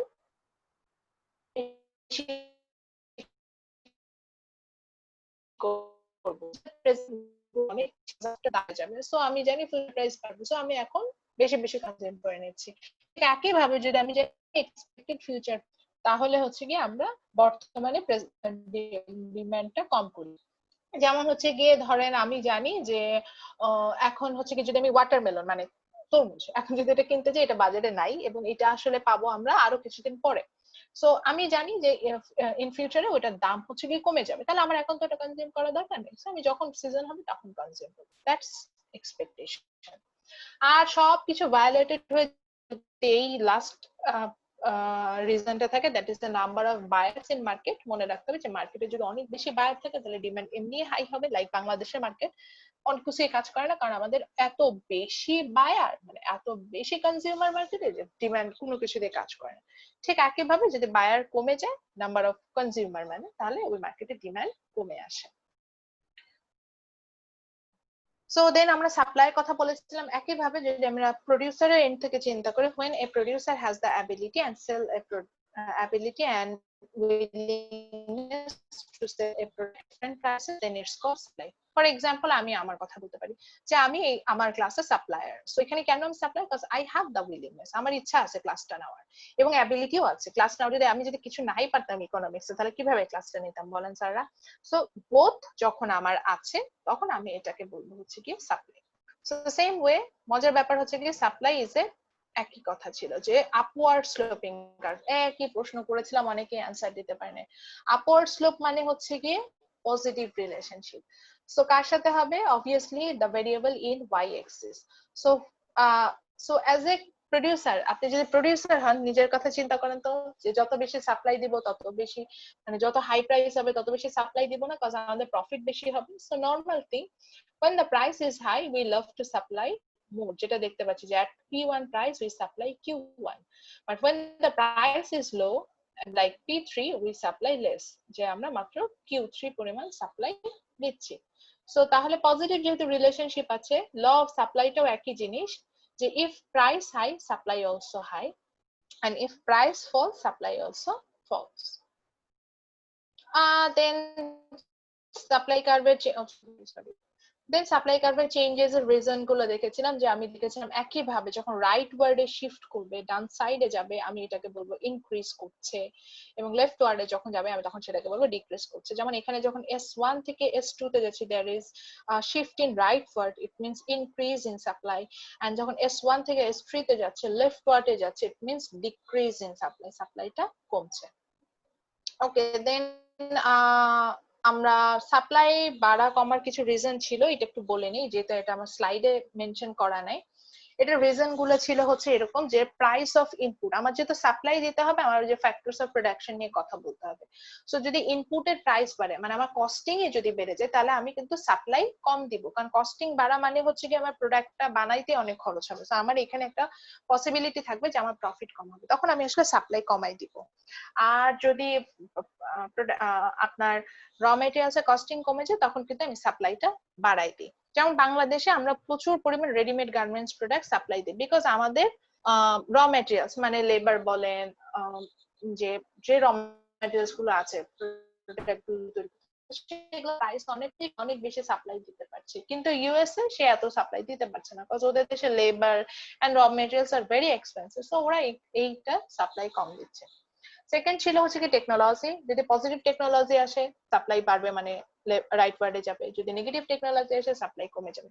positive technology actually decrease the production cost, so production cost কমলে আমি আসলে বেশি সাপ্লাই দিব, আর নেগেটিভ টেকনোলজি আসলে প্রোডাকশন কস্ট অনেক বাড়ায় দেয়, তখন আমি আসলে সাপ্লাই কমাই দিব।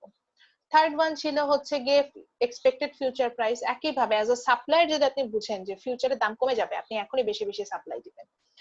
যেমন ম্যাঙ্গোজ যারা এখন সেল করছে তারা জানে যে ফিউচার, আচ্ছা এটা এখন এক্সাম্পলটা হবে না। সো যেটা আবার যদি এমন হয় যে এক্সপেক্টেড ফিউচার প্রাইস কমে যাবে, বেড়ে যাবে, তখন আপনি কিন্তু এখন সাপ্লাই কম দেওয়ার কথা চিন্তা করবেন। এখন আপনি আমের দোকানে যান, দেখবেন যে এক সপ্তাহ আগে যখন আমের অনেক দাম ছিল, দোকানদার আপনাকে সেদে সেদে আম দিতে যেত, যে ভাই আম নিয়ে যান, আমগুলা খুব মজা। তো জানতো এক সপ্তাহ পরে আমের দাম বেশ খানিকটা কমে যাবে, এত কমলে আসলে তার প্রফিট কম হবে, তো তখন সে চাইতো বেশি বেশি সাপ্লাই দিতে। তার এখন আপনি দোকানে যান, দেখবেন আপনি থেকে ঘুরেও তাকাবে, কারণ ও জানে আমি কিনতে আসবে। সো ব্যাপারটা হচ্ছে এরকম, যে যদি অ্যাজ এ সাপ্লায়ার আমি বুঝি এক্সপেক্টেড ফিউচার প্রাইস বাড়বে, তখন আমি বেশি বেশি বাড়বে, তখন আমি দেওয়ার চেষ্টা করব। আর যদি বলছি যে এক্সপেক্টেড ফিউচার প্রাইস কমে যাবে, তখন আমি বেশি সাপ্লাই দেওয়ার চেষ্টা করব। ওকে, কিছু বললাম তারা একটা পয়েন্টে ইকুয়ালিটি সমান হয়ে যায়, এই পজিশনটাকে আমরা বলেছিলাম ইকুইলিব্রিয়াম। এবং এখানে আমরা দেখতে পাচ্ছি হচ্ছে আমাদের ইকুইলিব্রিয়াম, এই যে একটা ব্ল্যাক ডটেড যে পয়েন্টটা দেখতে পাচ্ছি সেটা, and here the equilibrium price is P star and quantity is Q star. So sorry, এটা হচ্ছে আমরা একটা ছবি দিয়ে দেখানোর চেষ্টা করেছিলাম, যে এটা যদি ডিমান্ড ধরে, এটা যদি সাপ্লাই দেয়, দুইজনের ওয়েটই যখন সেম 50 পাউন্ড 50 পাউন্ড, দেন এটাকে আমরা আসলে ইকুইলিব্রিয়ামে পৌঁছাচ্ছি। So that's from the chapter 4। আমরা একটু বইটাও যদি এখন আর একবার দেখি, সো দেখবো যে সেম জিনিসগুলো কিন্তু আমরা চ্যাপ্টার 4 এ স্টাডি করেছি। সো এই যে দেখেন, প্রথমে আমরা মার্কেট নিয়ে স্টাডি করেছি, then competitive market and monopoly market, then we studied about demand, then what is quantity demand, then এই যে demand curve নিয়ে স্টাডি করলাম। তারপরে চলে আসলো হচ্ছে গিয়ে এখান থেকে ল অফ ডিমান্ডে আমরা চলে যাই পরবর্তীতে। পরে পেজে আছে যে ল অফ ডিমান্ডে চলে যাই, যে ইনক্রিজ ডিক্রিজ সবই দেখাচ্ছে, যে inferior goods, normal goods, substitute compliments, যে রিজন গুলো সব এখানে এক্সপ্লেন করছে। তারপরে হচ্ছে গিয়ে যে এক্সপেকটেশন, নাম্বার অফ বায়ার্স, প্রত্যেকটা জিনিস এখানে এক্সপ্লেন করা আছে। একইভাবে পরবর্তীতে টপিক আসে হচ্ছে সাপ্লাই কার্ভ কি, সাপ্লাই কি সব ডেফিনেশন আছে, এই যে আপওয়ার্ড স্লোপিং কার্ভ দেখতে পাচ্ছি। দেন রিজন গুলো নিয়ে কথা বলেছে, এই যে shift in supply figure 7। Then reason গুলো নিয়ে পরে পেজটাতে কথা বলেছে, এখানে রিজন গুলো নিয়ে বলা আছে। ফাইনালি আমাদের যে টপিকটা চলেছে which is equilibrium, যেখানে আমরা দেখতে পাচ্ছি যে ব্যালেন্সিং সিচুয়েশন। সো দেন আমরা চলে যাব হচ্ছে কি চ্যাপ্টার 4 এ। তো এই চ্যাপ্টার থেকে তাহলে বুঝলাম যে চ্যাপ্টার 5 এ, আর চ্যাপ্টার 4 থেকে যেটা বুঝলাম যে এখান থেকে প্রচুর প্রশ্ন করা যায় না। আচ্ছা, so this is our last chapter for midterm examination, এবং এখান থেকে দেখবেন যে আপনাদের কোশ্চেন যেটা আমি দিয়েছি এটা একটা মাত্র ম্যাথস আসছে আপনাদের কোশ্চেনে, সেটা কিন্তু এই elasticity চ্যাপ্টার থেকে আসছে। সো প্রথম আমরা যেটা পড়ি হচ্ছে কি PED, price elasticity of demand। So এখানে এই যে ফর্মুলাটা আমাদের বুঝতে হবে। যারা হচ্ছেন যে মোবাইলে আছেন একটু জুম করে নেন, আমি একটু নিজেও যাচ্ছি। So price elasticity of demand টা আমাদের পড়তে হবে। প্রাইস elasticity of demand কি percentage change in quantity demand for a unit change in price. So price change হলে কোয়ান্টিটি ডিমান্ডের কতখানি পরিবর্তন হচ্ছে সেটাই আমরা দেখি হচ্ছে প্রাইস elasticity of demand থেকে। এখানে একটু বলে নিই, প্রাইস elasticity of demand দুই ধরনের হয়। ওয়ান ইজ elastic, আমরা যেটুকু পড়েছি, another one is figure 1। তো এখানে আমরা দেখছিলাম, আমরা প্রথম ডিমান্ড কার্ভটা দেখছিলাম। এখানে আমরা দেখতে পাচ্ছিলাম যে প্রথম যে ডিমান্ড কার্ভটা আমরা দেখছিলাম, এখানে আমরা দেখতে পাচ্ছিলাম যে যখন হচ্ছে গিয়ে আমার ডিমান্ডটা দেখেন, মানে আমার প্রাইস অনেকখানি চেঞ্জ হয়েছে কিন্তু কোয়ান্টিটি ডিমান্ড ওইভাবে চেঞ্জ হয়নি, এরকম যদি হয়, অর্থাৎ প্রাইসের পরিবর্তন অনেক হচ্ছে কিন্তু ডিমান্ডে সেভাবে কোনো এফেক্টই ফেলছে না, এই ধরনের চেঞ্জটাকে আমরা বলি সাধারণত ইনএলাস্টিক। এবং ইনএলাস্টিকের ক্ষেত্রে কি হবে, পিইডি এর একটা ভ্যালু থাকে, প্রাইস elasticity অফ ডিমান্ডের, এই ভ্যালুটা হয় লেস দ্যান 1, অর্থাৎ 1 এর কম। অর্থাৎ প্রাইস আমি যদি 1% পরিবর্তন করি, কোয়ান্টিটি ডিমান্ডের পরিবর্তন 1%-এরও কম হবে। সো এটাকে আমরা বলে থাকি হচ্ছে কি ইনএলাস্টিক ডিমান্ড। ইনএলাস্টিক ডিমান্ডের এক্সাম্পল হতে পারে আমাদের ডেইলি নেসেসারি। আমাদের ডেইলি নেসেসারিজ এর প্রাইস যতই বাড়ুক না কেন, এটার কোয়ান্টিটি ডিমান্ড আমরা সহজে কমাতে পারবো। যেমন চিন্তা করেন চাল আমার যতই দাম বাড়ুক, 50 টাকা থেকে যদি 500 টাকা কেজি হয়ে যায়, তারপর আমরা প্রতিদিন যতটুকু কনজিউম করি তার কাছাকাছি কনজিউম করতে, এর থেকে কমানো সম্ভব না। তো এই ডিমান্ড কার্ভটা হবে হচ্ছে ইনএলাস্টিক, অর্থাৎ প্রাইসের অনেকখানি পরিবর্তন হলেও কোয়ান্টিটি সেভাবে কোনো পরিবর্তন হবে না। আচ্ছা, আর এলাস্টিক সাপ্লাই কার্ভ কি, এটার জন্য এই যে ডি ফিগারটা আমরা দেখছি, যেখানে দেখতে পাচ্ছি যে প্রাইসের অল্প একটু পরিবর্তন হয়েছে কিন্তু কোয়ান্টিটি ডিমান্ড দেখেন কতখানি পরিবর্তন হয়ে গেছে। মাত্র $1 প্রাইসে চেঞ্জের জন্য কোয়ান্টিটি ডিমান্ড 50 ইউনিট চেঞ্জ হয়ে গেছে। এটাকে আমি বলছি হচ্ছে কি এলাস্টিক ডিমান্ড কার্ভ, অর্থাৎ যেখানে প্রাইসের একটু পরিবর্তনের জন্য কোয়ান্টিটিটা অনেকখানি পরিবর্তন হচ্ছে। এটার এক্সাম্পল হিসেবে আমি বলতে পারি your demand for Uber rides. Uber rides এ দেখা যাবে যে যদি ডিসকাউন্ট দেয়, প্রাইস কমায়, তখন হচ্ছে কি আমরা কিন্তু উবার রাইডস এ বেশি কিনি। আবার যদি প্রাইস বাড়ায় দেয় তখন কিন্তু আমরা রাইড কম নিই। তো এই ধরনের গুডস, নরমালি লাক্সারি গুডস গুলোর ক্ষেত্রে আমরা বলতে পারি যে এটার ডিমান্ড কার্ভটা হচ্ছে ইলাস্টিক। দেন আমাদের পরের টপিকটা ছিল হচ্ছে কি এই চ্যাপ্টার থেকে পিইটি যদি বুঝেন তাহলে পিএস ও বুঝবেন, প্রাইস এলাস্টিসিটি অফ সাপ্লাইও বুঝবেন।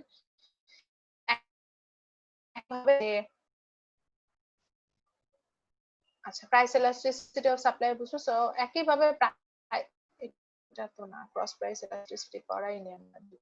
সো প্রাইস elasticity সাপ্লাই বুঝছো, প্রাইস elasticity সাপ্লাই একই জিনিস, যে percentage change in quantity supply divided by percentage change in price. অর্থাৎ প্রাইসের অল্প একটু পরিবর্তনের জন্য পুরো সাপ্লাই আমাদের যে পরিবর্তনটা হয়েছিল সেটা হচ্ছে গিয়ে price elasticity of supply. So একইভাবে আপনার প্রশ্ন যদি থাকে, হ্যাঁ ম্যাডাম এটাও কি এলাস্টিক ইনএলাস্টিক হতে পারে, অবশ্যই হতে পারে স্যার, এবং সেটার একটা পারফেক্ট এক্সাম্পল হচ্ছে গিয়ে আমরা দেখতে পাচ্ছি।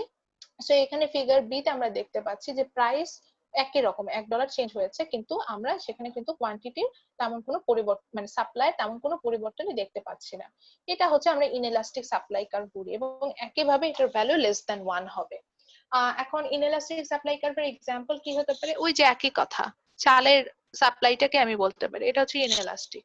কারণ আমি জানি যে চাল প্রোডাকশন চাইলেও খুব সহজে পসিবল না। ধরেন এখন চালের দাম অনেক বেড়ে গেল, তারপরে কি আমি ইনস্ট্যান্ট চালের সাপ্লাই বাড়াতে পারবো না? চাল তৈরি করতে আমার 3 মাস সময় লাগবে, মিনিমাম 3 মান্থ টাইম লাগবে যে ওই প্রোডাকশন হয়ে আসতে।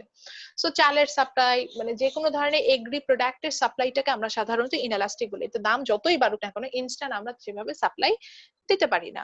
সো এই ধরনের সাপ্লাই কার্ভকে সাধারণত আমরা ইনএলাস্টিক সাপ্লাই কার্ভের মধ্যে পড়া যায়। যেমন এখানে আমরা দেখলাম যে প্রাইস বেশ ভালোই বেড়েছে, $1 বেড়েছে, তারপর কোয়ান্টিটি তেমন সাপ্লাই তেমন একটা বাড়ে নাই। ঠিক একইভাবে এলাস্টিক সাপ্লাই কার্ভও আছে, যেখানে আমরা দেখতে পাচ্ছি যে ডি নাম্বার ফিগার, যেখানে আমরা দেখছি একই রকম প্রাইসটা $1 বেড়েছে, কিন্তু কোয়ান্টিটি সাপ্লাইটা দেখেন কতখানি পরিবর্তন হয়ে গেছে। সো এখানে প্রাইস চেঞ্জের থেকে কোয়ান্টিটি সাপ্লাই চেঞ্জেসটা অনেক হাই এটাকে, এবং এই ক্ষেত্রে পিএস এর ভ্যালুটা হবে গ্রেটার দ্যান 1, অর্থাৎ অনেক বেশি পরিবর্তন হবে। তো এই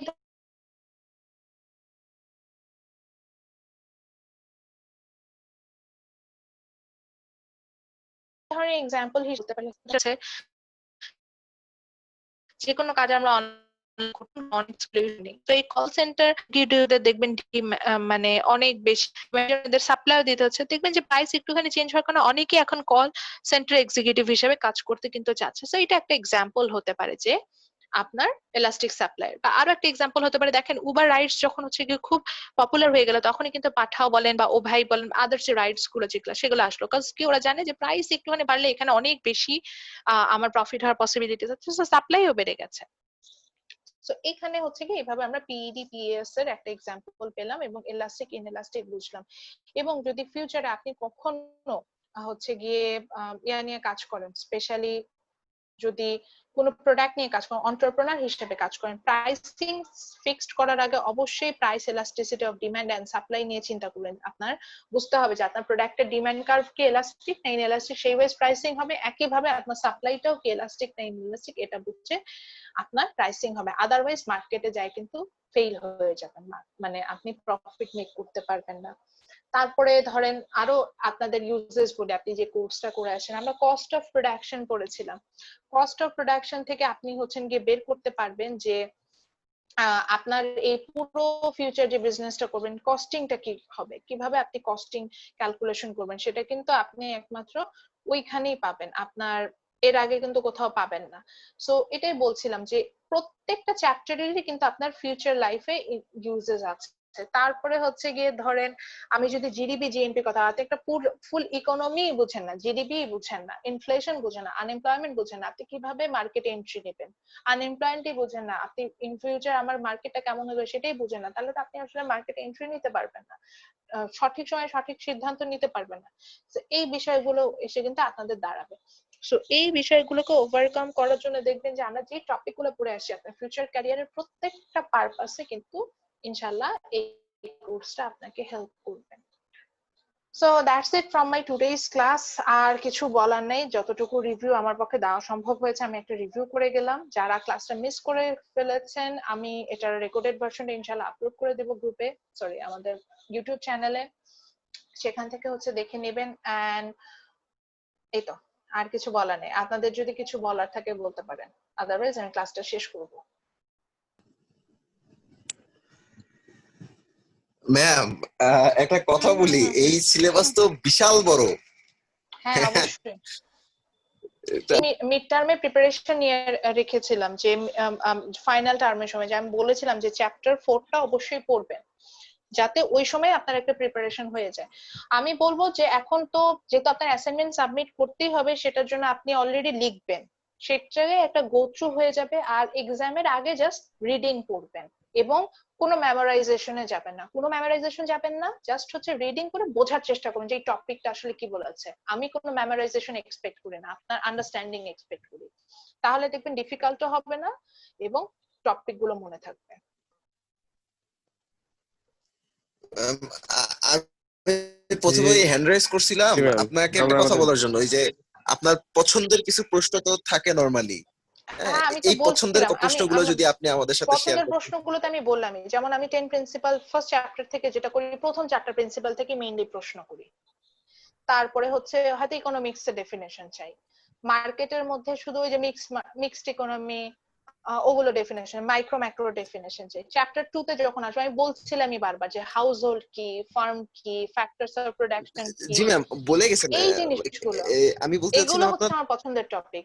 মিড টার্ম আমি ফাইনাল যখন এক্সাম নিয়েছি আপনি দেখবেন আমি বলছিলাম যে আমি কিন্তু কোশ্চেন করেছি যে ল অফ ডিমান্ড কি বলতে পারেন নাই, ল অফ সাপ্লাই কি, নরমাল গুডস কি, ইনফেরিয়র গুডস কি, এই প্রশ্নগুলো করেছি। এমন না যে বিশাল প্রশ্ন করে বসে থেকেছি, ছোট ছোট পয়েন্ট গুলোতে যাবেন, কোনো এলাবোরেট কিছুতে যেতে হবে না, তাহলে দেখবেন যে পারবেন।